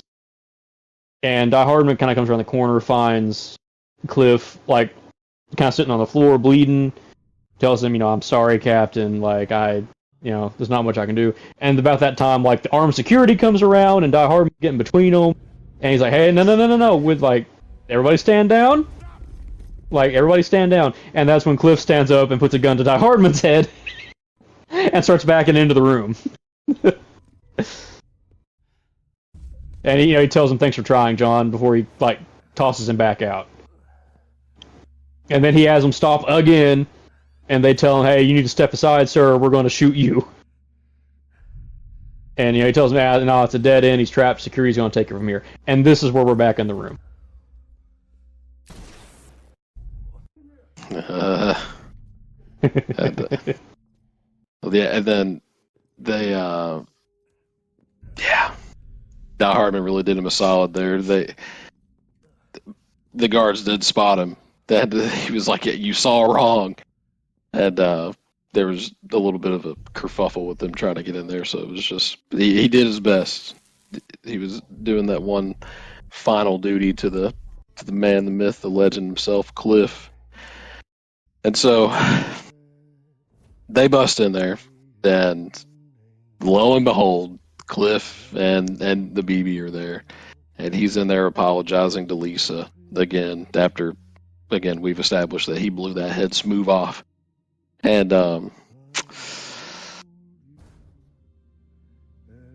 I think he says something along the lines of "It's okay, I'll always be with you," and I think that freaking song comes back in. Like I think he starts singing to BB, like in the midst singing it. Yeah, he does. Of all this stuff going down, like the end, whatever the end in this scenario is going to be, is approaching, and so he's just using this last moment, or this perceived last moment with this BB to sing and to be a comfort, and then he starts getting emotional, and then that's when he drops the bomb. I found a little bit of the script, so I'm going to paraphrase a little bit before I get to the big bomb. But he's talking about like his emotions whenever he found out that he was going to be a father. It's just all God. This is one of those things. This is after they charge in and shoot him. Right.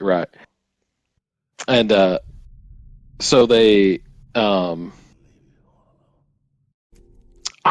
I can't remember exactly the sequence. They charge in and they shoot. And I don't know if in that moment or not you figure if it was more than one person that was shot, if you feel me. I can't remember if that comes later. Yeah, no. At that exact moment, no. That is like a little bit later, I think. Right. Okay, so it's not much. He's not much. No, not at all.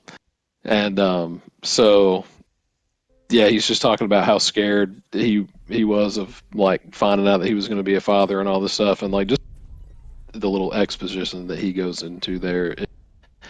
One of those things that whenever I was playing through this, I hadn't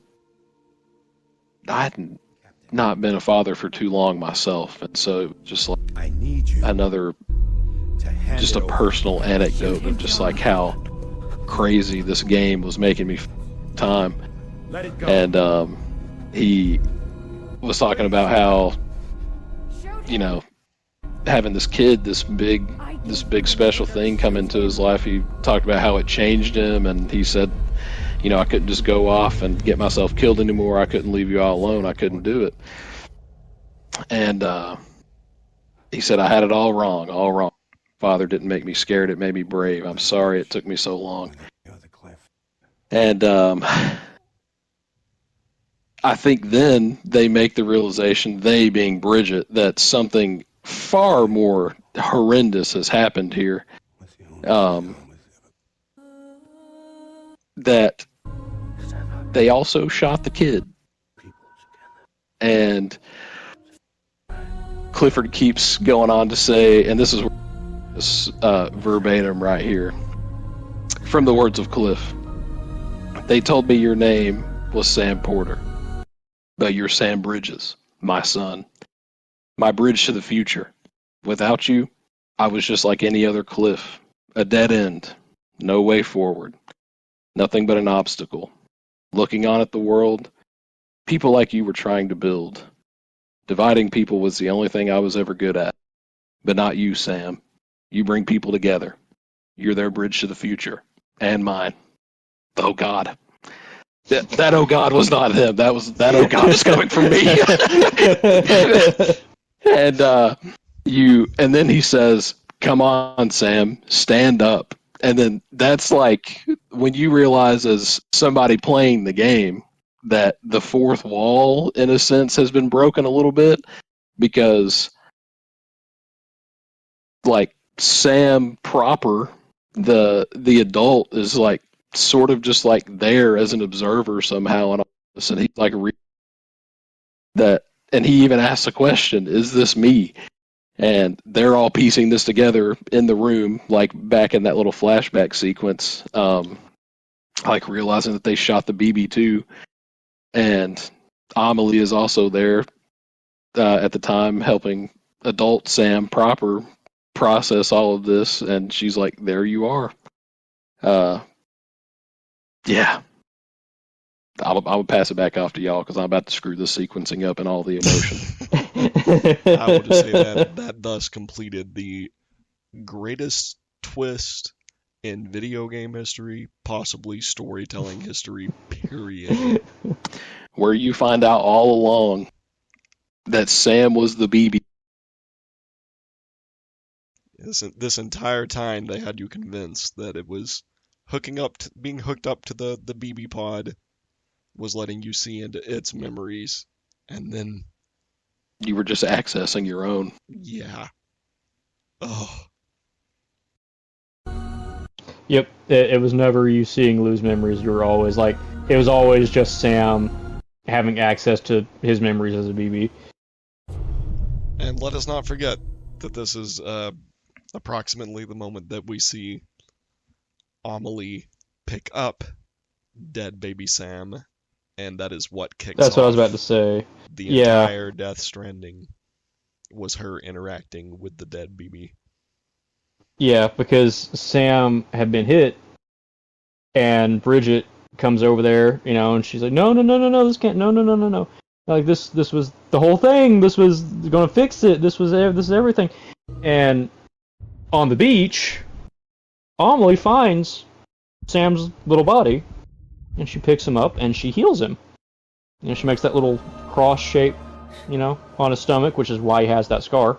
Yeah, and like that scar is shown to you like way early in the game, like near the beginning. You're like, that's weird, but it's not something that's ever touched on. You don't understand. But then after the healing happens, now you understand. That's just another piece in this very jacked up puzzle that has taken you for a ride. Yeah, and like Ethan said, her like doing that and sending Sam back to the world of the living, because when she does that in real world, like Sam wakes up crying in Bridget's arms, Like, he's back. And her doing that is what caused him to be a repatriate, which caused dooms to be a thing, which caused the strandings. Because now there's a rift between us and the Peaches, and the BTs are trying to come through. Ugh. It just never stops. It ain't good. It's never been so over for me. And then that's why Bridget adopted Sam, though. It was like she felt guilty.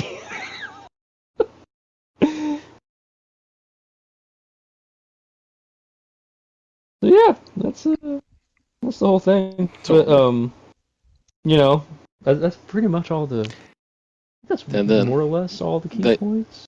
They have the odd. No, what am I forgetting? No, it isn't.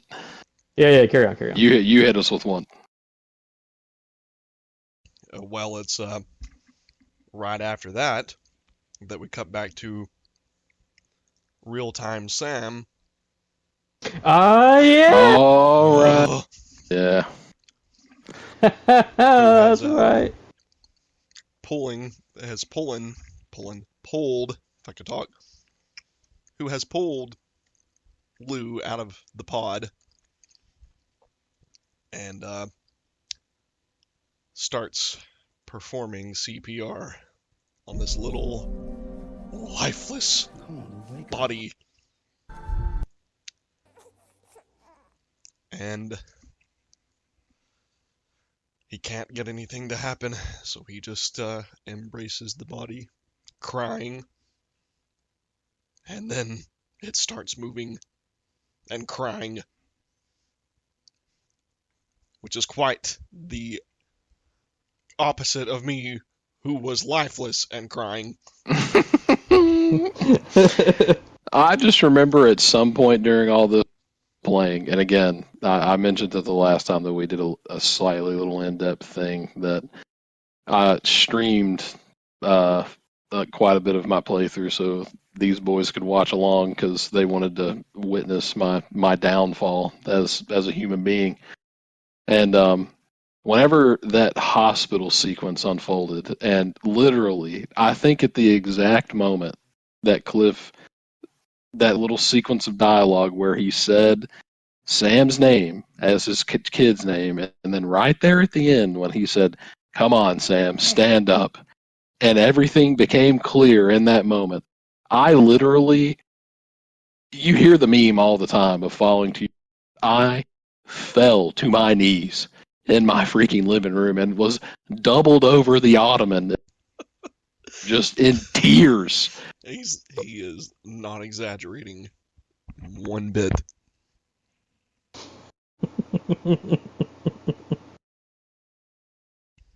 I remember hearing you going, "What?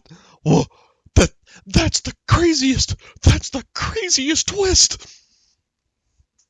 And then proceeded to describe to us how you were doubled over said ottoman. I think at one point I just screamed, "No!" I don't even know at what point that was. There is no telling.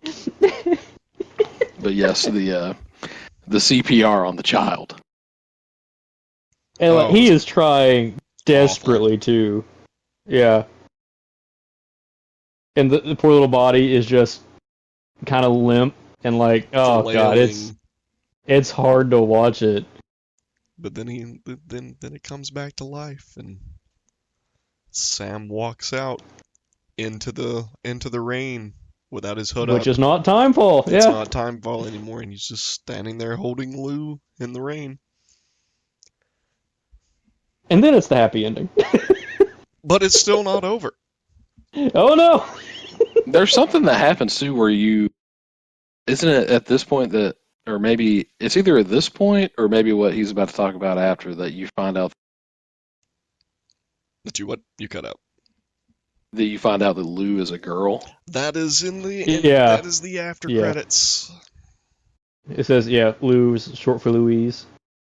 Yeah, He calls her Louise all at once, and that's when you realize that was. It never could have been Cliff's kid because it was a girl.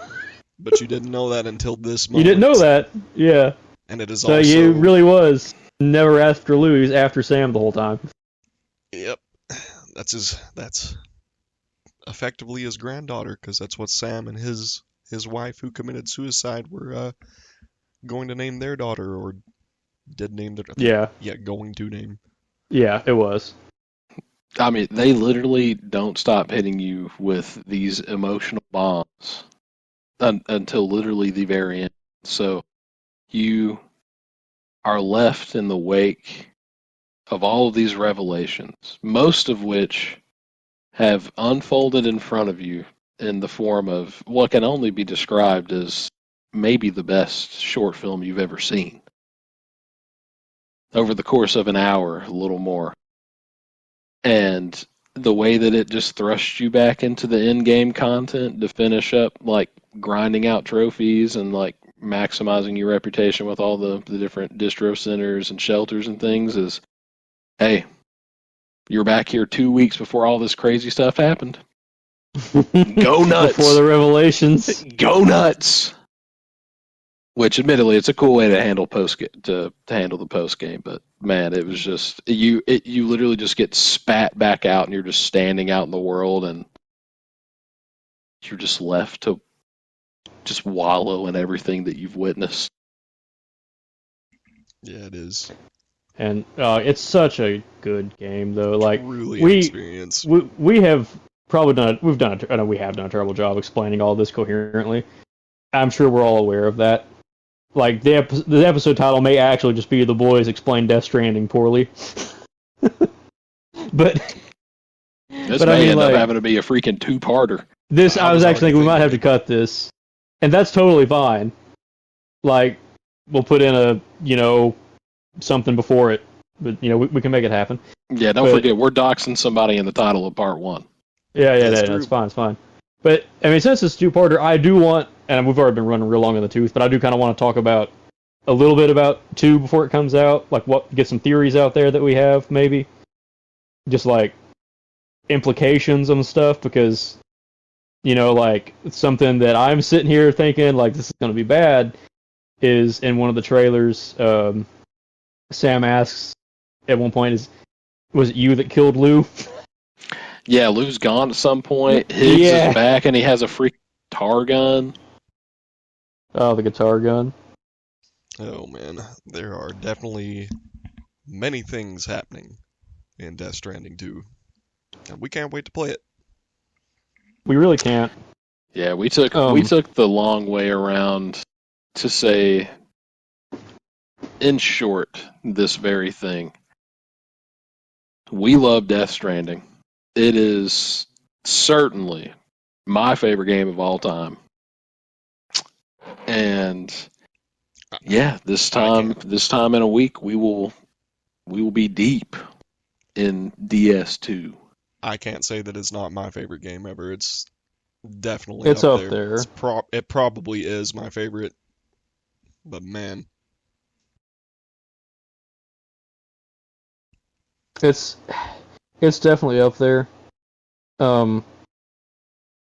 I'd be hard pressed, like, because I know you guys aren't into them, but like for me, Bloodborne's up there in that like kind of pantheon too, and like maybe 1 or 2 other games, but it's for sure, like on all accounts, just a phenomenal experience. It is an absolute masterclass in storytelling, and it's perfectly unique. It's a situation like we were talking about with Stellar Blade earlier, and by earlier I mean or 1.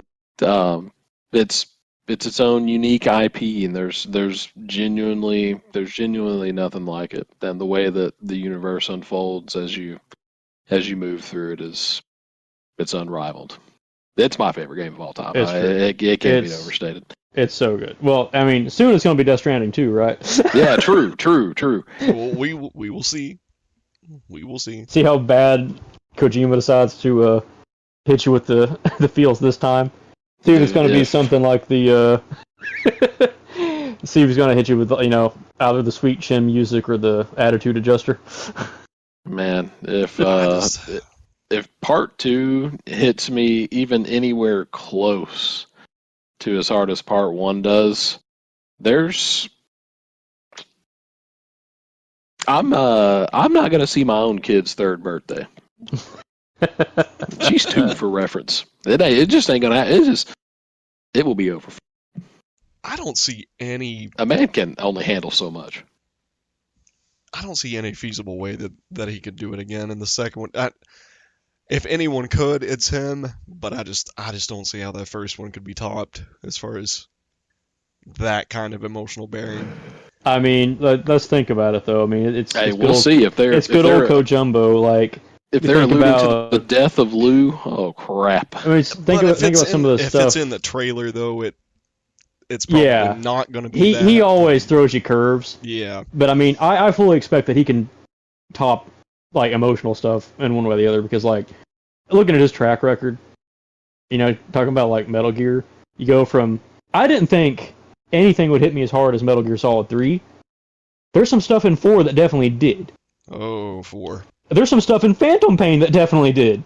Like, yeah, he likes to escalate things, but he does it in different ways. Yeah, he finds a unique approach. Again, maintaining faith.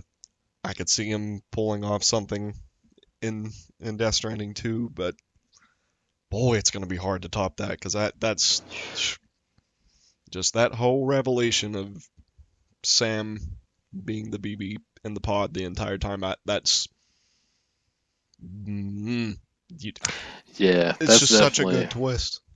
That's one of those games that you see people talk about, the experience that they have. That's easily at the tippy top of my list of things that if I could erase from my experience for the first time again, boom, it's Death Stranding. No questions asked. I'm there with you.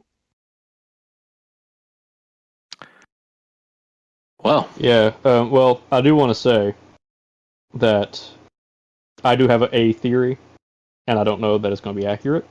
It probably won't be, and I don't know if you guys caught this or not, but we have the tag phrase now on it is "Should we have connected" for Death Stranding 2. Yeah. All right. That is correct.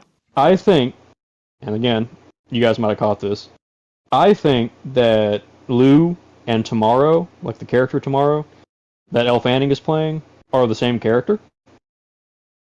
I think Lou is Tomorrow, and I think this mostly because the original tag phrase was "Tomorrow is in your hands." Oh, yeah. Like the BB. Like the BB. I could definitely see that.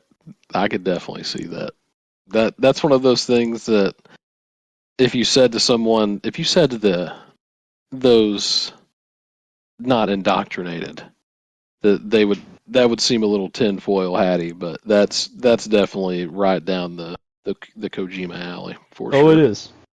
And I proudly called the whole big twist in Phantom Pain. I'm gonna try. I'm gonna try. I just kind of caught that watching like one of the original trailers a couple of days ago. I was like, and they're also Lou and Tomorrow are both blonde. Yeah, it could be that. It could also be a red herring of a tagline. It could be. It totally could be. But I would not be surprised. That is a good thought, though. Yeah, I would not be surprised if when they think Lou is, I'm air quoting, dead, that she just came back as Tomorrow because of some chiral nonsense like time warping or something. But like, I don't know. I feel like it's feasible. Anything's possible with the man, the myth, the legend. Hideo Kojima at the helm. That's true. All I know for sure is that I'm gonna deliver a package or two. We're gonna be delivering a lot this time next week. Yeah, I think we all have our sights set on that. Well, it's been an eventful one. I think we're gonna have to, like we said, we're gonna segment this into 2 parts most likely.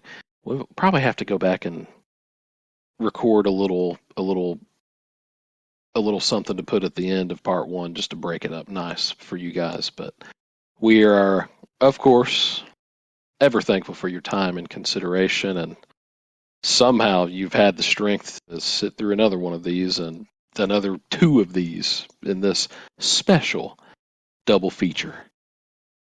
Again, follow us on the socials. We're loving the little bit of feedback that we've gotten. We'd love to share the pod with anyone that you, in this case, hate, that you want to see the downfall of, because that's the only way that you would distribute this. Bring them down. Bring it to them. Our socials again, we are just the Friendo Wagon on most places, and by most I mean all, on twitch.tv, Instagram, Twitter, and Gmail. Looking for your input, and as always, thank you for your time. It's been a nice ride. We love you so much. But for now, dear listeners, the Friendo Wagon is inbound. Somewhere else.